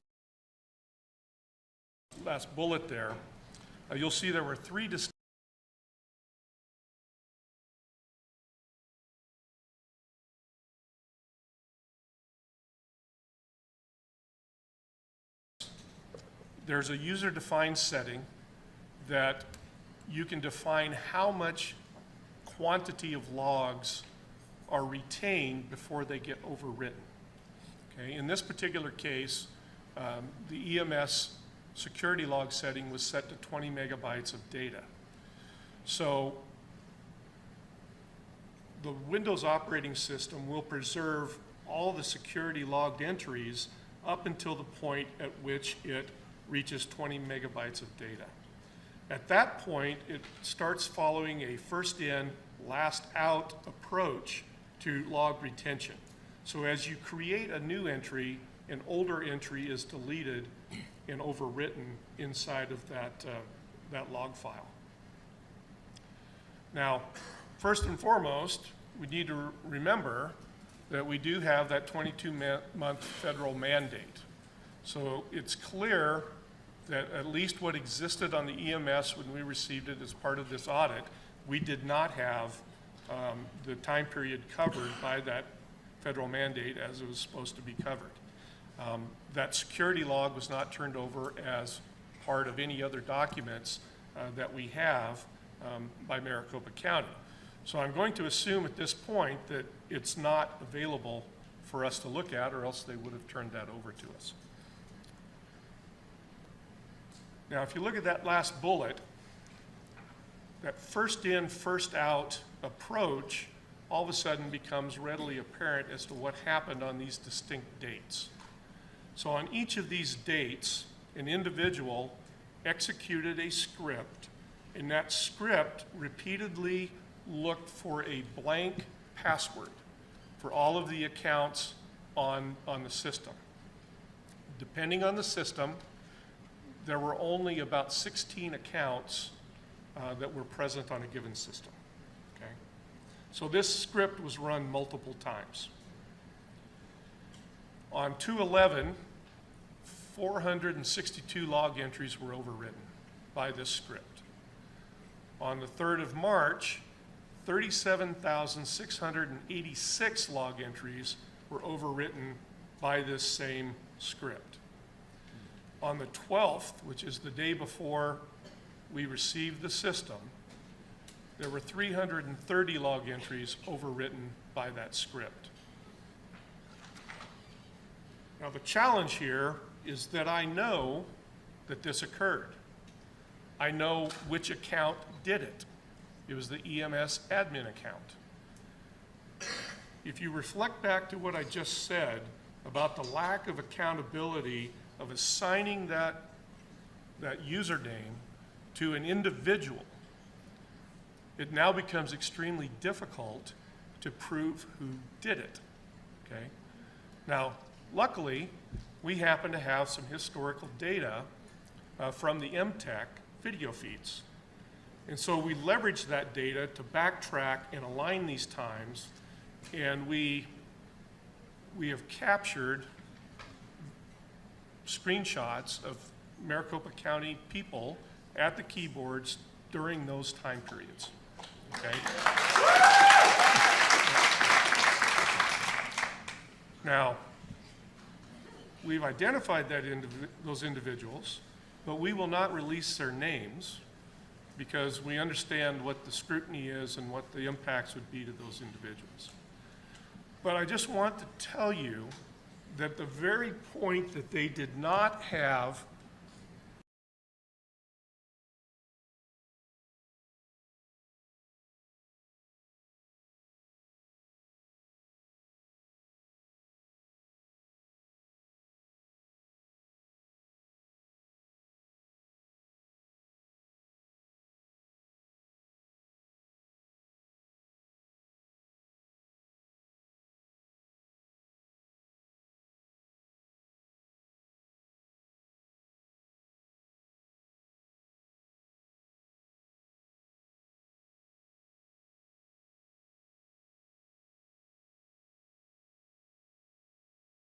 EMS.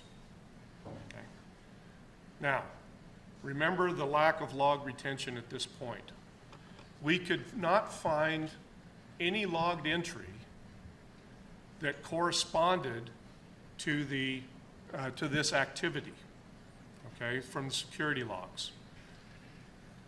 Those Windows security logs only went back to the 5th, but everything was purged on the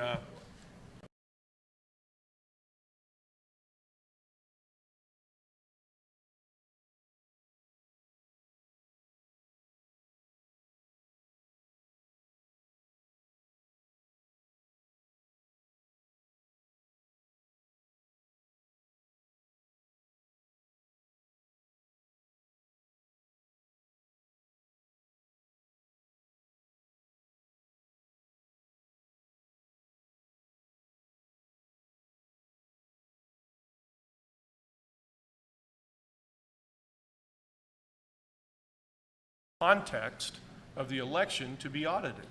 But that clearly was not the case in this instance. So just to clarify, so this is a log file specifically from results tallying and reporting, which is the Dominion software. That entry says that someone went into the program and clicked on something that said, I want to purge all the results for this election. That goes through and that deletes all of the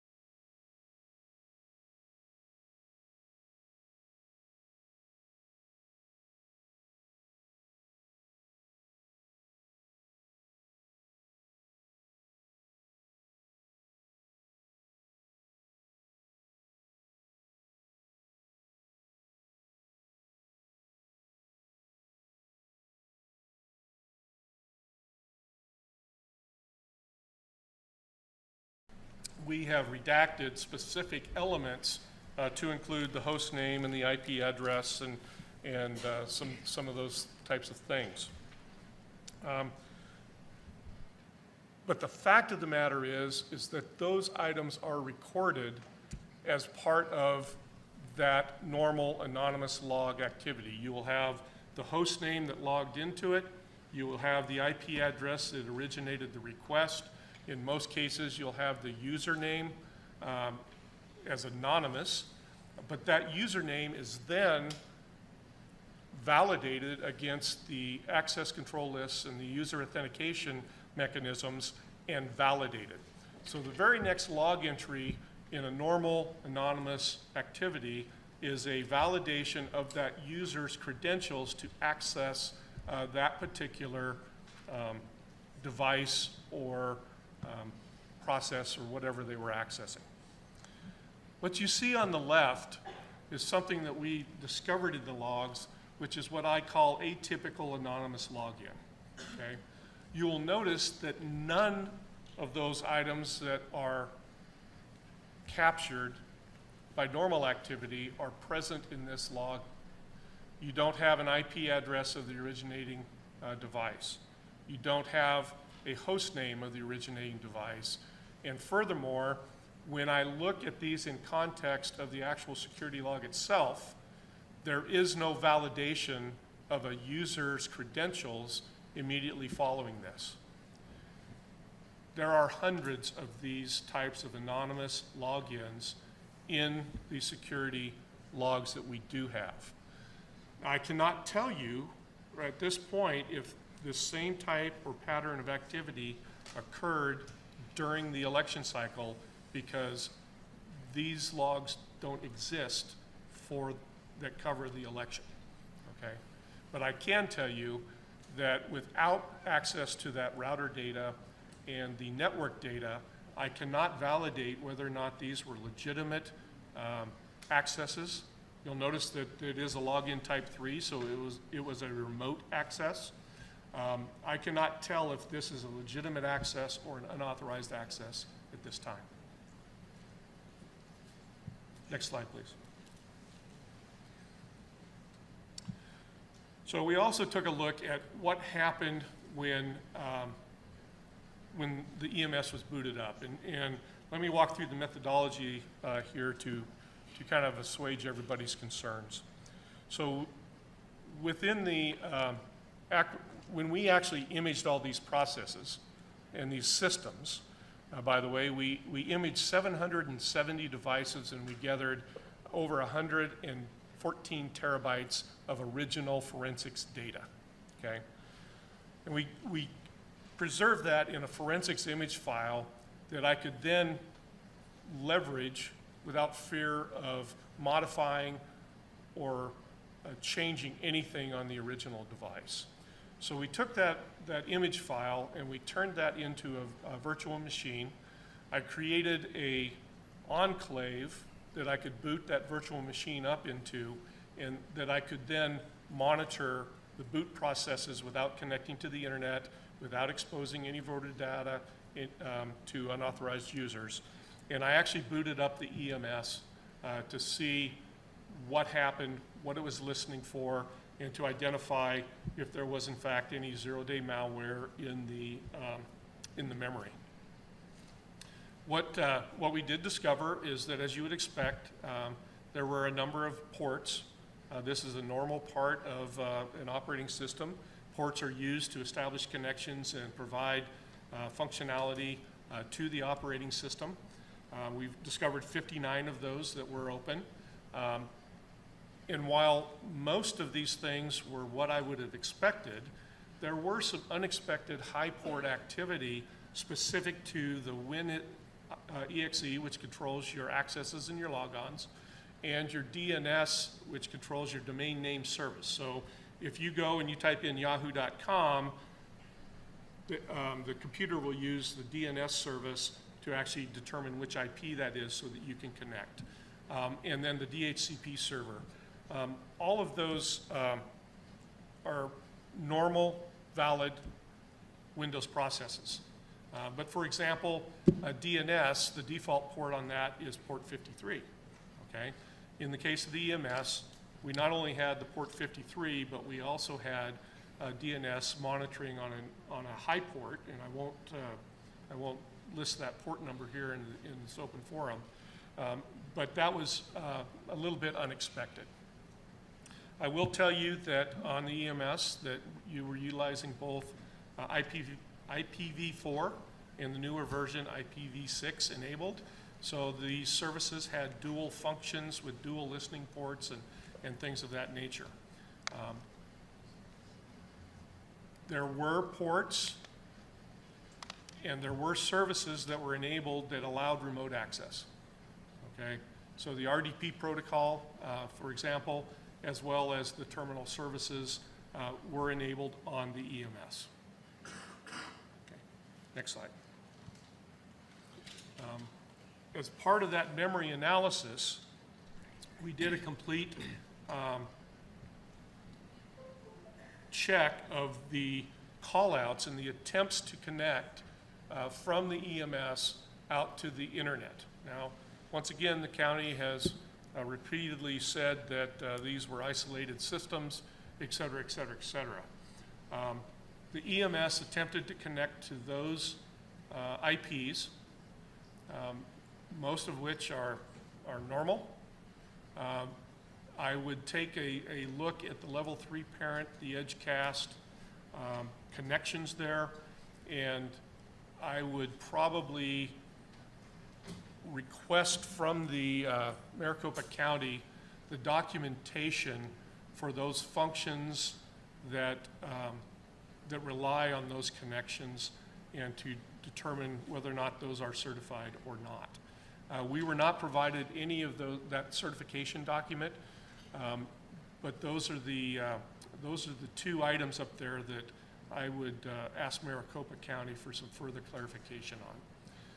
As part of this analysis, I was able to determine that there was no zero-day malware in the memory at boot up of the EMS server. Next slide. Let's talk about internet history and connections. Okay. As you will recall, Maricopa County commissioned 2 independent auditors to come in. Both of those auditors had a finding that there was no internet connection at the time that they conducted the audit. Okay. When I initially did the analysis, and I was only searching the what is called the allocated space. So the allocated space is what you as a user see when you open up Internet Explorer or when you open up File Explorer. When you see that directory structure, that's allocated space. When I looked at the internet history of the allocated space, I had the same conclusion as the auditors did. However, I took this one step further. I actually carved the unallocated space in the entire file system for internet artifacts. Okay? And when I did that, the history was significantly different than both the representation by the auditors and the representation by Maricopa County that these systems had never connected or were exposed to the internet. And we found internet activity and multiple visits on the EMS server, 3 of the EMS client workstations, 1 adjudication workstation, and then the ReWeb 1610 and the Regis 1202. Now, before I get into this, I want to kind of walk through my methodology a little bit.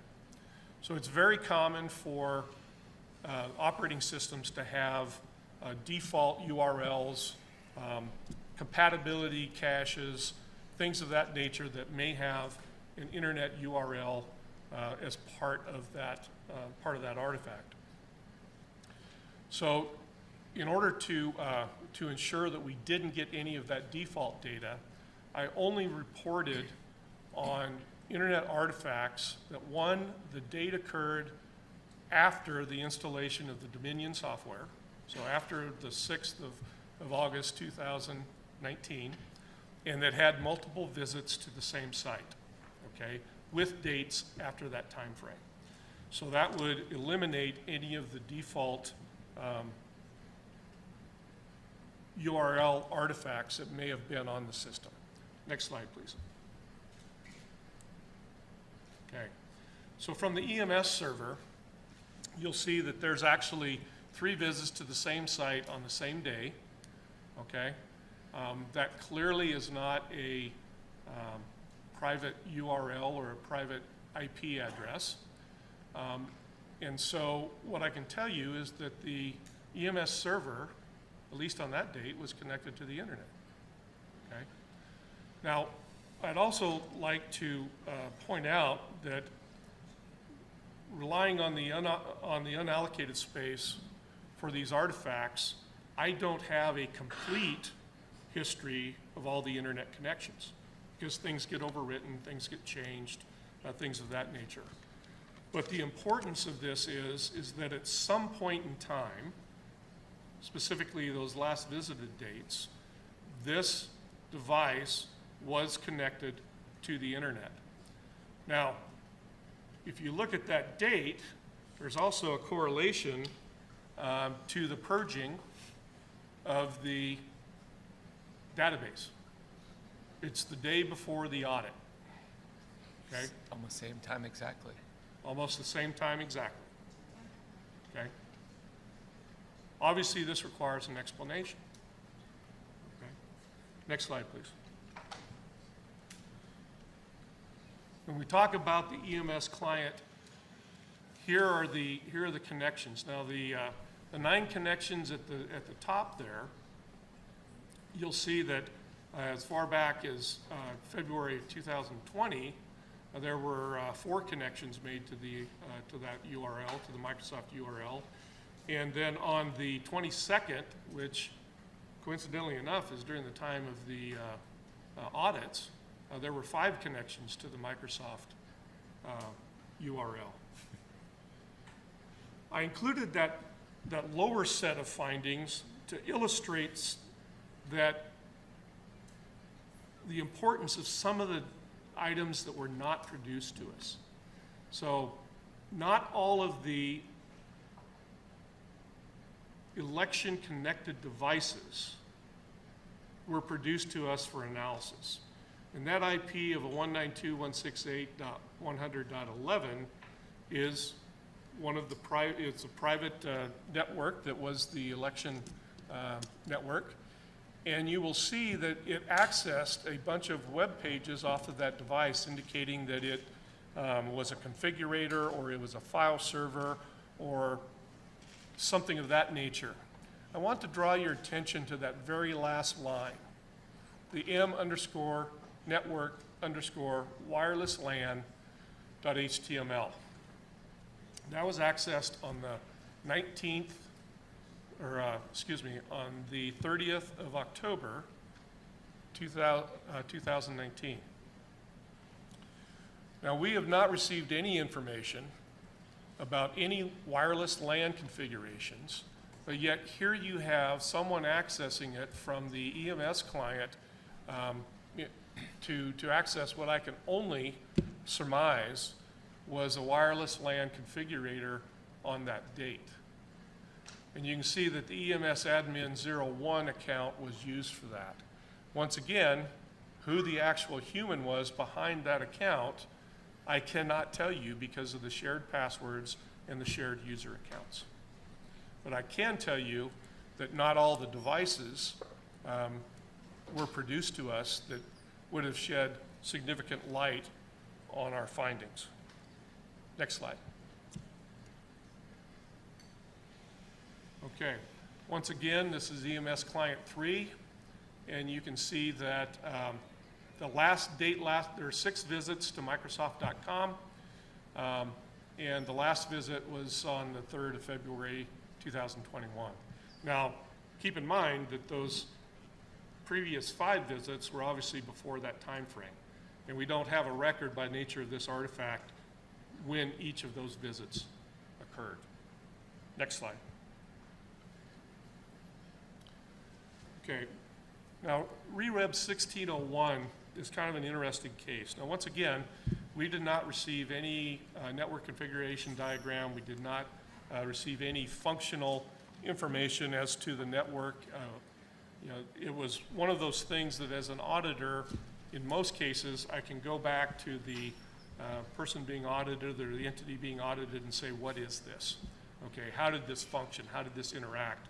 In this particular case, in this particular situation, there was extreme resistance and, quite frankly, in my opinion, obstructionistic actions taken by the county to prevent this type of exchange.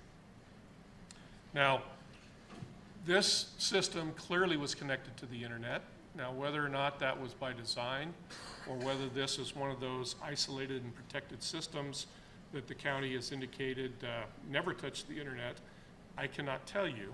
But I can tell you that it had significant internet access, and this is only something that would fit on the screen, right? There's literally thousands of connections to the internet by this system. Based on the naming convention, I would assume that this is some form of web-based server that was used in the election system, because it was produced under the subpoena, which that was one of the requirements for. Now, the other thing that I will tell you is that this device was produced to us on an external 4 terabyte hard drive. And originally it was represented to us as this was a forensics image of this device. When we actually looked at it, we found that all of those devices that were produced on the external 4 terabyte hard drives, they were simply an operational system clone of that device, and it was not preserved in a forensics manner. What I can also not tell you is what steps were taken on the part of the county to ensure that the unused portion of that hard drive not occupied by this device. I cannot tell you what steps were taken by them to ensure that those were wiped or zeroed out so that we would not commingle data, okay? So I do want to caveat these findings and the Regis findings with those statements. That clearly these devices had continual and repeated access to the internet. Next slide. Okay. This is the Regis 1201, and that, by the way, is the host name, not the function of this device. And once again, you see repeated access.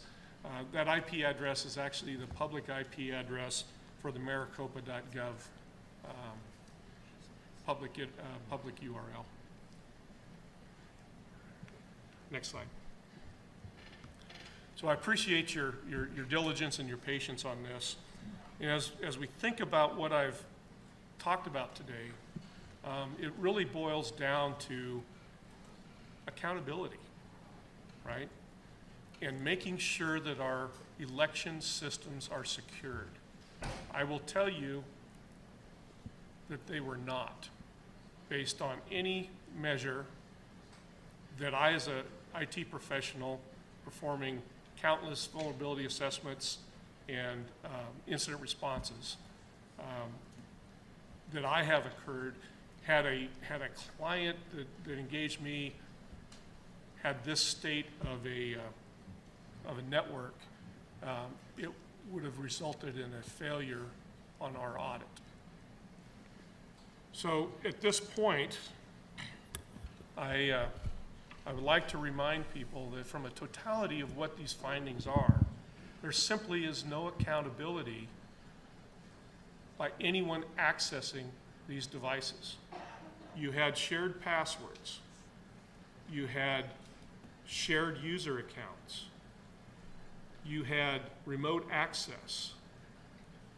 If someone could get access to this system, they wouldn't need a zero-day exploit. Okay. The systems were so far out of date from a security compliance standpoint that it would have taken the average kitty hacker less than 10 minutes using Metasploit to hack this system. Okay. And I would like to remind everyone that's listening to this that when you have a network of computers like you have in these voting systems, it only takes one person bringing in a little hockey puck with admin access to provide external remote access to that voting system. And in the situations where you don't have accountability, you have shared usernames and you have shared passwords, you simply cannot guarantee the security and the accountability on those systems. And I thank you very much for your time, and I'm available for questions if you have any. Thank you, sir. We appreciate that. We're not doing questions at this time since it's just a presentation. We will have committee hearings that will give everybody the opportunity to ask questions in the future. So thank you. Okay, we are going to go back to Mr. Logan. For those that are looking at your watch, the bulk of this is done, but there's still some more important things to do. Mr. Logan is going to quickly, because we are running over time, go through his recommendations of what improvements the Senate might be able to help do through legislation. And then Mr. Pullen is going to quickly give his report about the independent ballot count the Senate did. And then we have Ken Bennett standing by, who was our Senate liaison, who will be giving you the observations that he noted when he was there working every day. So Doug, could you do me a favor and go through those recommendations quickly, please? Is it working or are you clicking?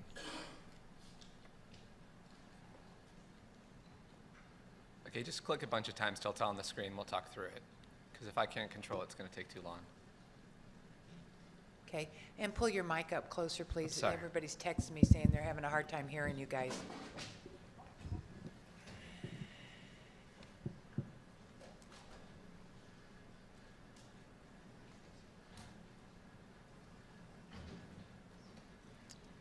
I have a lot of transitions on it, so if you just click and show it all up at once.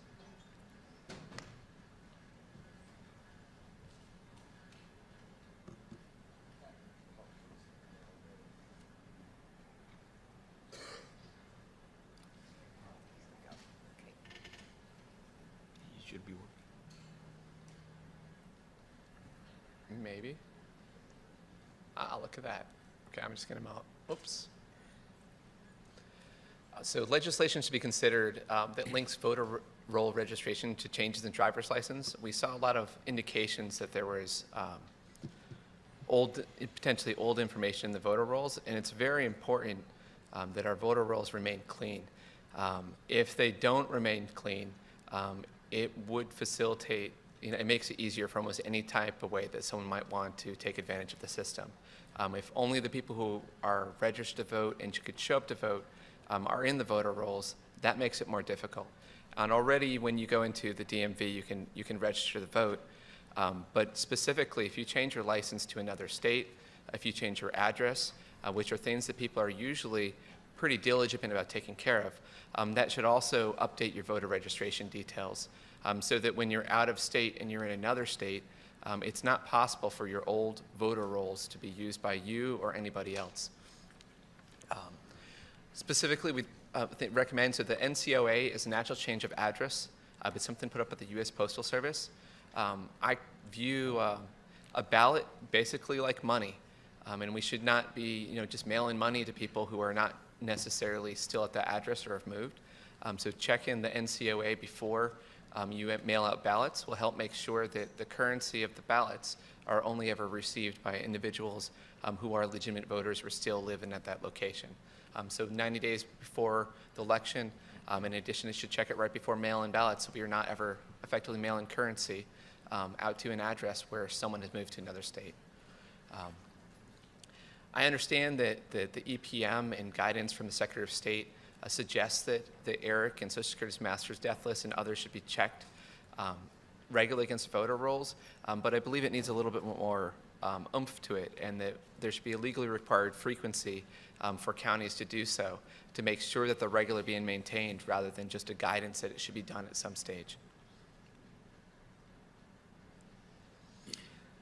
Let's talk a little bit about election software, both from the report I have out of Antrim and specifically with what some of the inconsistencies and oddities that we're finding about the voter roll system, both here and quite frankly across the country.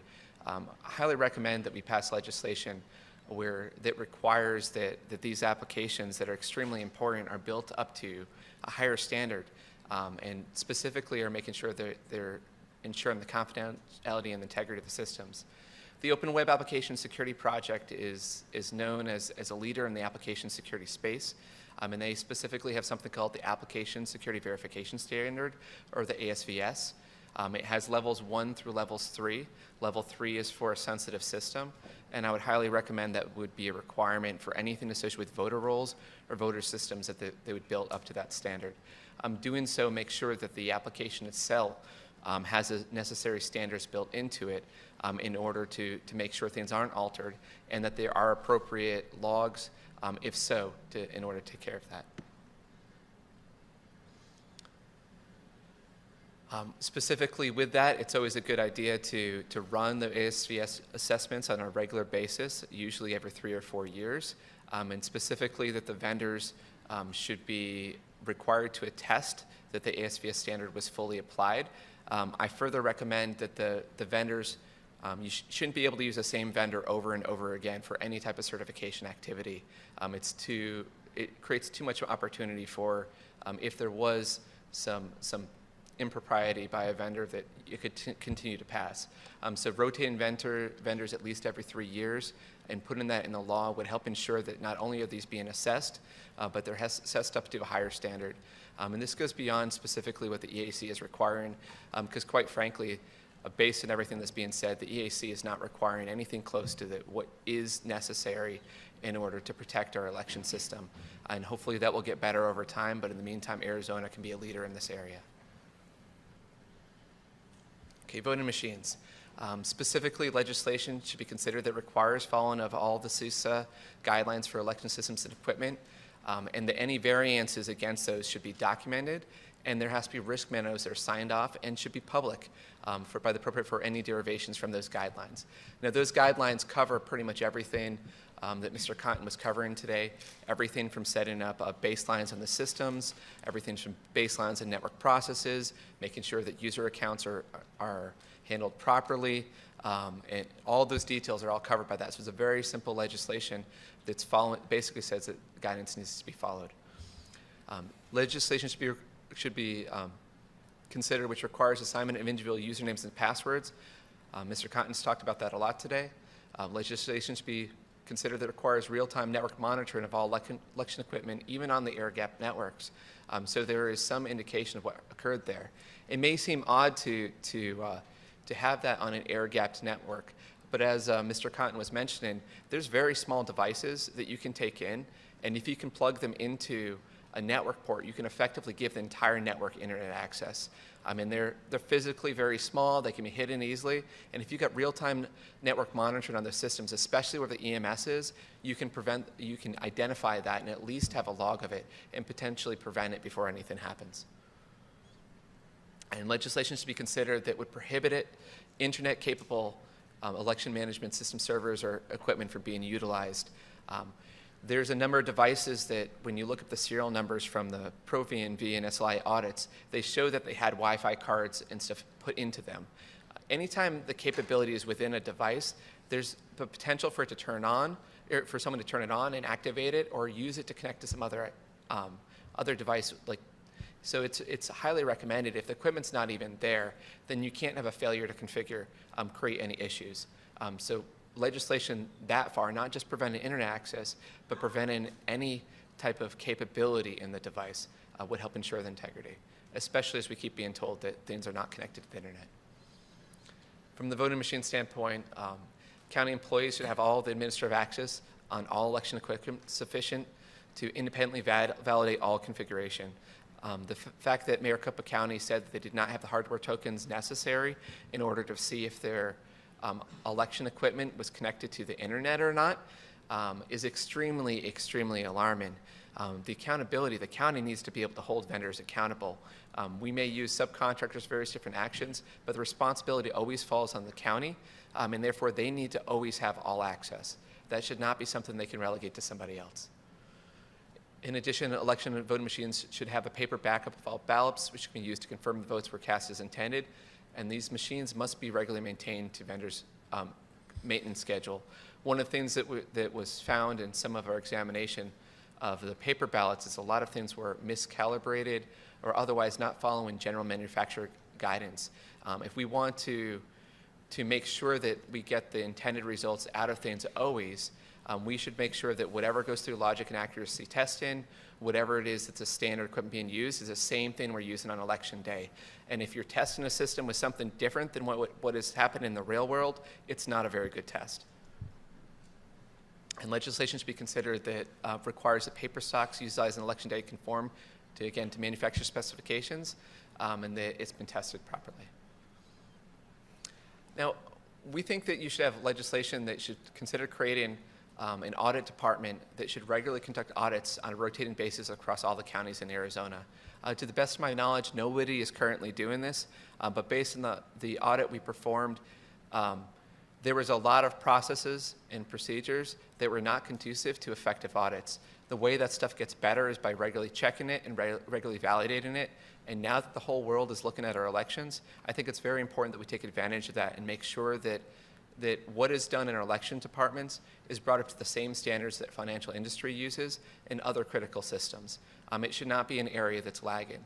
When our voting equipment helps choose the most powerful individual in the world, there's a lot of adversaries that would like to take advantage of that, and we need to treat it accordingly and make sure that it is being audited so that those standards are maintained.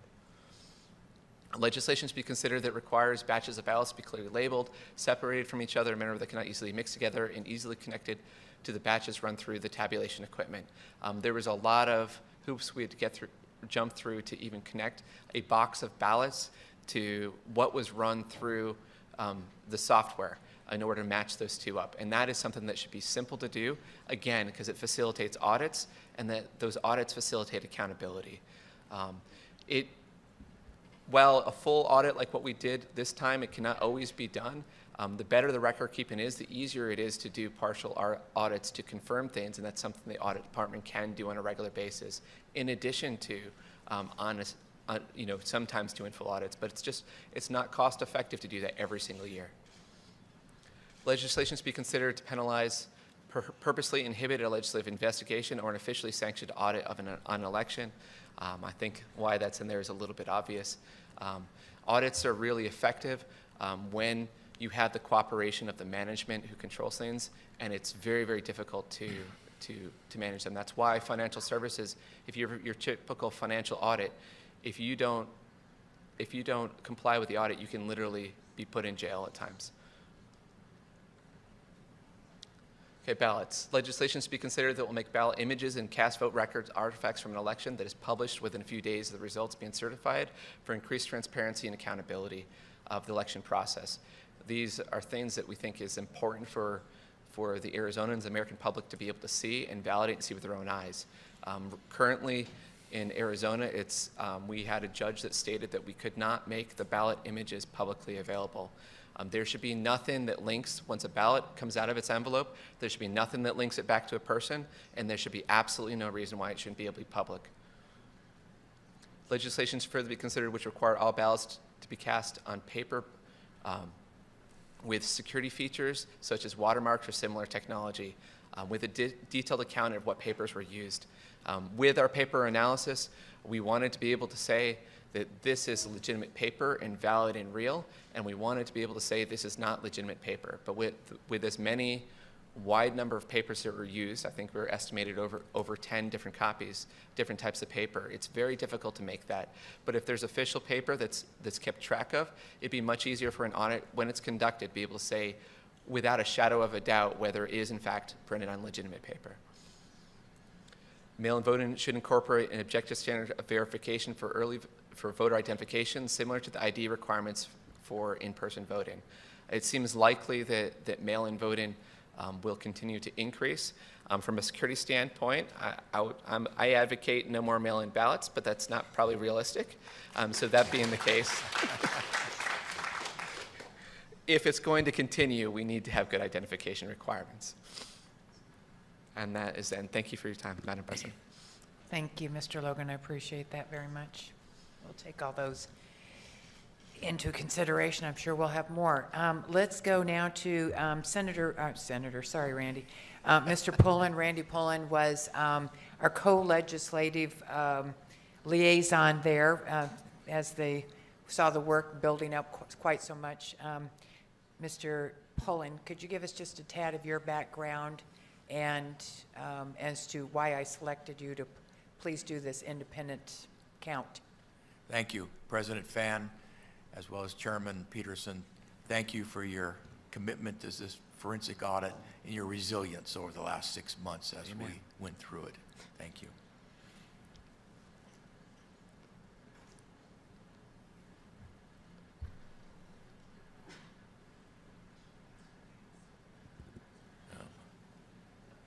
Okay, just real quickly about me personally.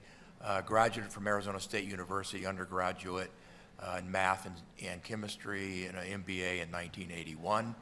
I sat for and passed the CPA exam in 1980, became a CPA, and I've been a CPA since then. Employment-wise, I started out working on my MBA as I was working at a engineering company, writing software for them. And then I joined Deloitte Haskins & Sells and began working in their audit department and helped them develop and test the first statistical sampling software and system for doing audits. I became a partner at Panel Kerr Forrester, and then again I went back and became a partner at Deloitte & Touche, where I focused on financial auditing, specifically for bank savings and loans in the hospitality industry. I actually did get involved in forensic audits, so I understood how they were functioning and what you had to do in order to complete them. I started my own company back in the 90s, and I still do consulting and accounting services. And I also started an IT company in 2001, WageWatch, which still exists to this day, and we developed software that's still considered some of the best in the industry that we're in. Background-wise, the Senate decided they wanted to do an independent count of the ballots in order to confirm the count by the county as well as the count by cyber ninjas on the forensic audit. And so that was kicked off on June 28th. They selected me to run that machine count. Again, it goes back to my experience and knowledge.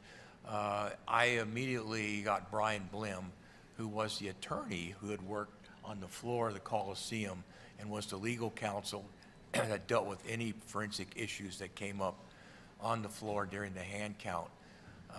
And by the end of June, he was no longer a contractor with the cyber ninjas. He was independent, and he agreed to assist in the machine count. We also enlisted a lot of former volunteers who had worked on the floor doing tally counts as well as working in the corrals, taking care of the ballot boxes. And so we put together a pretty good team. We went out and found the equipment for doing a machine count and looked at several different varieties and finally decided on, I need to stop pushing this.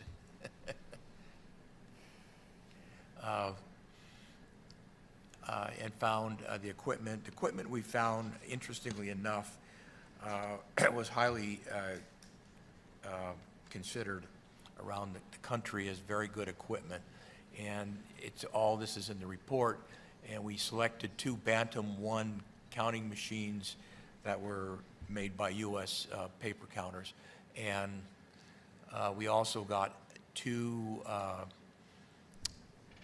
paper joggers, they're called, and what they do is they help align all the paper before you run it through and do the count on the paper. And again, these ballots are very heavy paper. So when the technician came in and set up the machines and we were testing the paper, he had to make adjustments to the machines that could handle the quality of the paper that we were running through the system.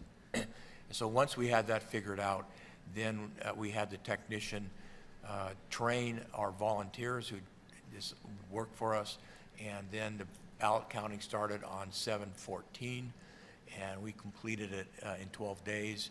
I will tell you that the volunteers worked incredibly hard on this, as well as the observers we had overseeing what they were doing. And we started working at 8 o'clock in the morning, and we went until midnight on those days. And we had 2 teams that were working that very, very solid work. So here's what we found. The Maricopa County official canvas, you can see it's been reported earlier, and we did the machine count, and it was very close. We were 121 less ballots than they had counted, in which, again, you can see the forensic election audit, that count on the ballots was a little bit less, but all of it was within 1,000 of what Maricopa County did. Not surprising. One of the things we did learn on the machines when we were testing them and setting them up to operate is when was a miscount, and we did do recounts based on that, but when there was a miscount, essentially it was an undercount. Okay, so being a little bit less than the official canvas count was not surprising. Now, here are some of the things we found, and this kind of confirms some of the things that were talked about earlier in these reports. We did find missing batches and boxes where you would open a box and it was supposed to have 7 batches in it. There would only be 6 batches in the box, okay? And then sometimes we found there was 8 batches in the box, but only supposed to be 7. So we found these kinds of problems. Am I causing this? Oh, okay. So we were finding missing batches and boxes. We were finding batches and boxes not listed on the boxes, so we kind of like a ghost batch. And then when you open some of the boxes, the batch counts that went with every batch, which was typically supposed to be about 200 in the batch, they weren't with the batch, they were on top of the batch or they were on the side, and so we'd have to go through and figure out manually which batch sheet went with which batch, which again goes back to if things were done more properly, this would be much easier. It could have even been done faster as that. So that's pretty much what we came up with this. And so it again, independently confirmed the numbers that the county and Cyber Ninjas found in the ballot count. Thank you. Thank you, Mr. Pullen. We appreciate that very much. We had, those that didn't know, we had the ballots, and before we gave them back, we said, well, what do we do if Maricopa County and Cyber Ninjas counts don't match? How do we know which side to go with? And so we decided, let's get a couple of machines of our own and do an independent, just in case there was a difference, we could have an idea of which side to go with. Thank you. All right, Mr. Bennett, are you still on Zoom with us? I am, Madam President. Thank you. Thank you for waiting so long, sir. I apologize for the delay. Mr. Bennett, would you give us just a tad background about yourself and tell us what your observations were as the Senate liaison? And Well, I have provided a PowerPoint to your staff, and so I would ask that they prepare to bring that up. But in the meantime, I served as the 21st Secretary of State from 2009 to 2015. That's the Chief Elections Official of the state of Arizona. I also served as the President of the Senate for 4 years, like yourself, and another 4 years as a state senator. So I kind of bridge that, those two domains maybe. I also have an accounting degree from Arizona State University and have worked in numerous businesses, usually as the CEO or CFO, Chief Financial Officer of those companies. And I see the screen, so I'll jump in here. I know our time has gone long today, but you asked me to observe throughout my days there at the audit areas where compliance with our election laws and procedures was accomplished and maybe where they weren't complied with. As you know, elections in Arizona are governed by election laws, which are adopted by the legislature and the governor, and then a Secretary of State's procedures manual, which is promulgated every other year by the Secretary of State's office, but has to have the consent of the Attorney General and the governor as well. And between those two documents, there's over 1,300 pages of laws and procedures. I'd like to just briefly say that no election can be conducted perfectly because it is administered by imperfect human beings, but that doesn't mean we don't try, because it is through our elections that we, the people, give our consent of the governed, as is identified in the Declaration of Independence, and every citizen deserves to know that they are being treated equally under the law as required by the Constitution. So every legal vote has to be accounted accurately and not canceled out by unlawful votes. This report is intended to identify where Maricopa County failed or may have failed to comply with some of these statutes, but having said that, I believe that the majority of our election officials in Arizona are honorable, well-intentioned people. So I intend this report in the spirit of constructive improvement, but also maintaining appropriate accountability. Let's go to the first slide. As we've heard in previous testimony, and the slides aren't changing on my screen, but I hope they are at your end. First slide, our observation is related to the missing signatures on ballot envelope affidavits. And there's some statutes there that I'm not seeing a change on your slides, but I'll assume that the slides are changing at your end. You'll see the statutes 547, 16, 547, and 48, that early ballots have to be accompanied by an affidavit. And by 7 o'clock on election day. There is a cure period in section 550, which is not noted there, but ARS 16552 is very clear that the election board is to check the voter's affidavit and quote, if it's found to be sufficient, the vote shall be allowed. If the affidavit is insufficient, the vote shall not be allowed. And equally prescriptive in the election procedures manual, if the early ballot affidavit is not signed, the county recorder shall not count the ballot. As you heard in previous testimony, the scope of this audit did not involve comparing signatures with the voter registration files, but you had people, Dr. Shiva, look for and identify a number of missing signatures on ballot envelope affidavits, which to the extent that ballots from those envelopes were tallied would violate the above statutes and procedures. Next slide. I hope you're seeing is, because I'm not seeing it, original and duplicate ballots without matching serial numbers. ARS 1621A is very specific that all duplicate ballots created pursuant to this subsection shall be clearly labeled duplicate. Bear a serial number that's recorded on the damaged or defective ballot, and the EPM says something very similar and gives one of the reasons, which is to tie the ballots together. The other reason would be to make sure that the votes recorded on the duplicate correctly reflect the votes on the original or damaged ballot. There were approximately 2,500 duplicated ballots where there were no discernible serial numbers recorded on either the original or the duplicate ballot. Obviously, this does not comply with those statutes and procedures.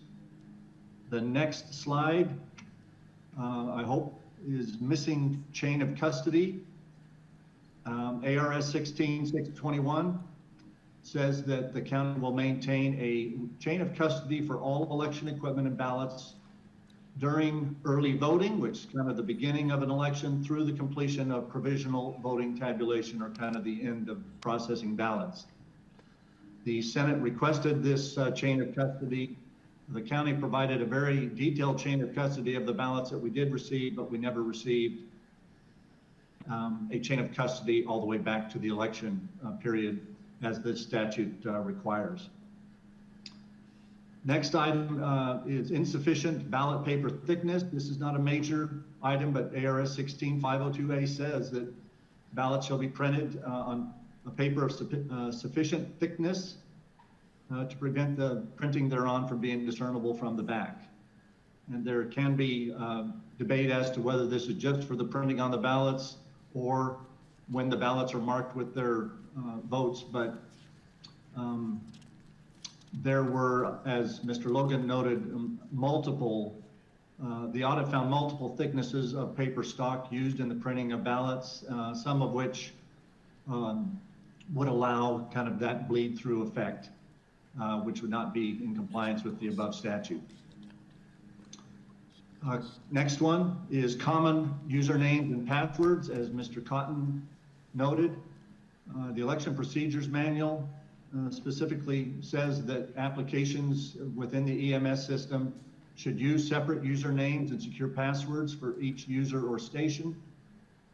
And as he noted, he found common usernames and passwords being used, which is inconsistent with this guidance from the election procedures manual. The next one would be missing serial numbers on electronically adjudicated ballots. An addendum to the 2019 election procedures manual specifies that tabulation machines may be programmed to outstack or to print identification numbers on the ballots with write-in votes that are electronically tallied. This process is often known as adjudication. There was, Maricopa's system, Dominion, does not use an outstack method. but it does not appear that these identification numbers were printed on the electronically adjudicated ballots as required by this part of the procedures manual. And the last slide would be, well, I guess there's one after this, but the last item is possible ineligible voters. Several articles, which include multiple statutes within IRS 16, as well as many aspects of the election procedures manual, identify Arizona's requirements for an individual to be considered an eligible voter and therefore allowed to cast a legal vote. The audit identified numerous questions regarding possible ineligible voters. However, these determinations were, as you heard from Mr. Logan, made from comparisons between the county's final voted data and private data sources, not the official voter registration data. So further investigation with the cooperation of the county, hopefully, is necessary to determine whether ineligible voters were allowed to vote in the 2020 election. And Mr. Logan went into some of the possible categories of people who had moved or deceased or other categories that I think you saw in earlier testimony. And the last slide is simply a thank you from me for allowing me to work on this project. And I will conclude, I guess, by saying this, that I have already started to hear from people saying that, well, if the audit failed because it didn't prove that the election was overturned or that there was a different result. Well, as you noted, when you began this process, Madam President, and when you began this hearing today, there was no predetermined, at least in my mind, and I know in yours and Warren's and everyone who worked on this audit, there was no predetermined outcome that if we didn't find this or didn't find that, we have failed, because it's exactly the opposite. If we identify strengths and weaknesses in our election procedures and statutes, and if we confirm that in this case, an election was conducted where the hand count of the ballots matches the electronic tally of the election system used by the county, I don't consider that a failure at all. In fact, maybe Mr. Logan and his company have identified the most accurate hand counting process that has maybe ever been used in the country.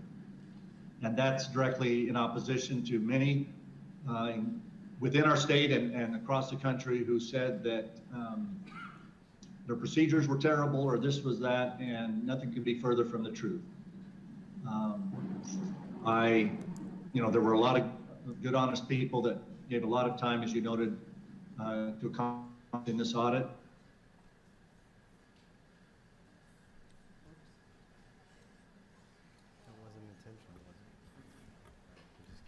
Was confirmed. There we go. I offer these as you requested as areas where we could make constructive improvement. And I'll leave it at that. Thank you. Thank you, Mr. Bennett, and we're sorry you went last and you had to hold on the longest, but thank you so much for doing this. For some of you may not know, Mr. Bennett did this on his own time, on his own nickel, and he lives in Prescott, but literally drove down almost every single day to be at the audit with the rest of the team to make sure that everything was done accordingly and chain of custody was followed and everything was always documented. So thank you, Mr. Bennett. That was quite a yeoman's job on your part. All right, closing comments. Senator Peterson, I'll let you start. Thank you, Madam President, and I'll be fairly brief here. I just, first of all, want to thank you for what you've done with this. You have faced incredible opposition and hostility, and you have handled that with grace and dignity. So I want to thank you and recognize you for that. Again, the goal here is election integrity and making sure our citizens have faith in the process. So as we wrap this up, what are our next steps? Where do we go from here? And I think there's legislation, and I think there's law enforcement that needs to be involved. So I'm going to name off 8 bullet points here that I think need to be handled by my colleagues and by our Attorney General. First of all, and what I have found perhaps the most unsettling through this whole process is the obstruction that we have seen from the county. The failure to comply with the auditor, a brazen willingness to violate a legal subpoena. Our Attorney General said that was against the law. It's truly alarming. And furthermore, to their willingness to expend significant resources, human capital, you name it, to block and to stop this audit. As I recall, it was like $18,000 or something like that for one of their audits that they spent money on.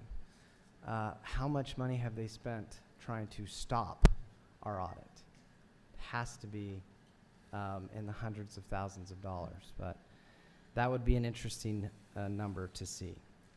Number two, the numbers don't reconcile. As you've seen through, this is a theme throughout all the reports, all of us as citizens, we should be able to pull up these election results and we should be able to, every direction, reconcile the numbers. If I subtract, early ballots, or if I subtract, or if I add the rejected, if I, no matter which way, you should be able to come up with a reconciliation so that everything balances. That needs to happen. It appears that they broke the law with duplicate ballots. And that's a huge deal. That needs to be resolved. We need to get to the bottom of whether that law was broken, how to prevent it in the future, hold people accountable that did it this time. Churning of logs.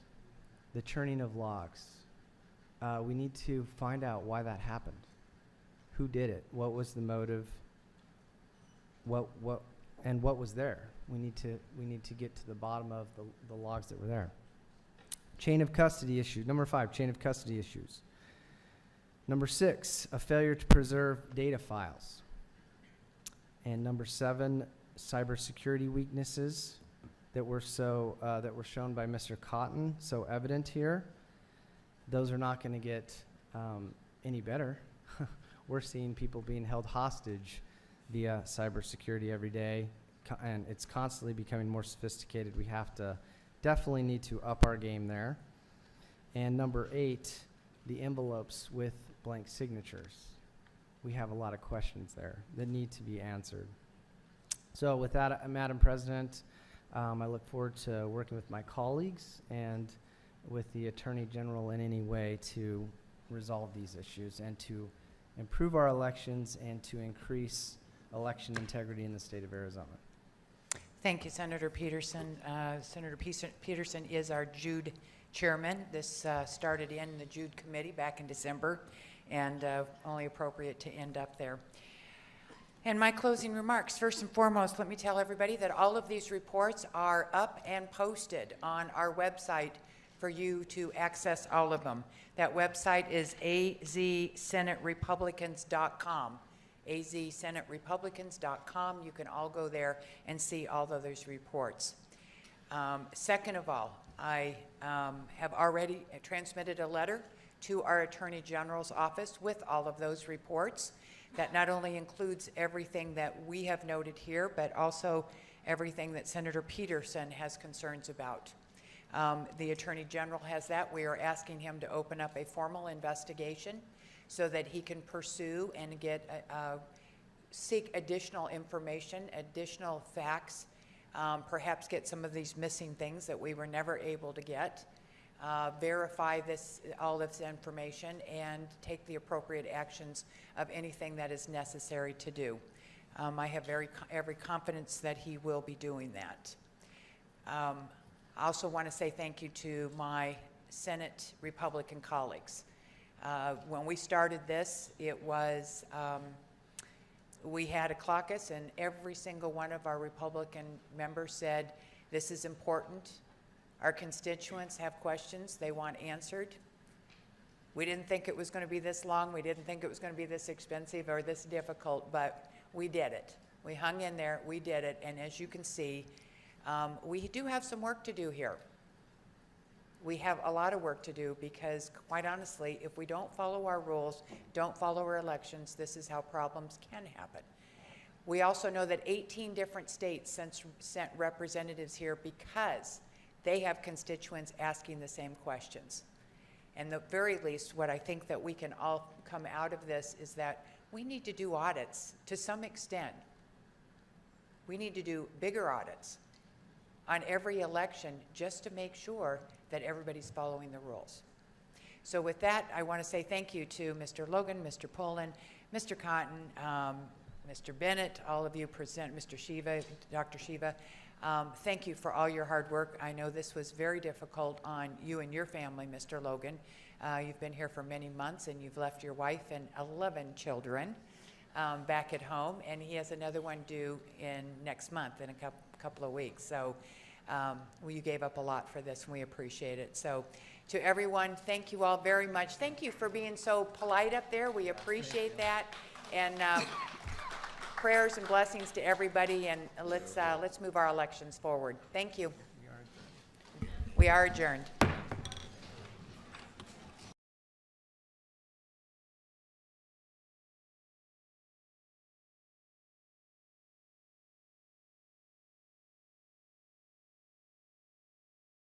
For this, and we appreciate it. So to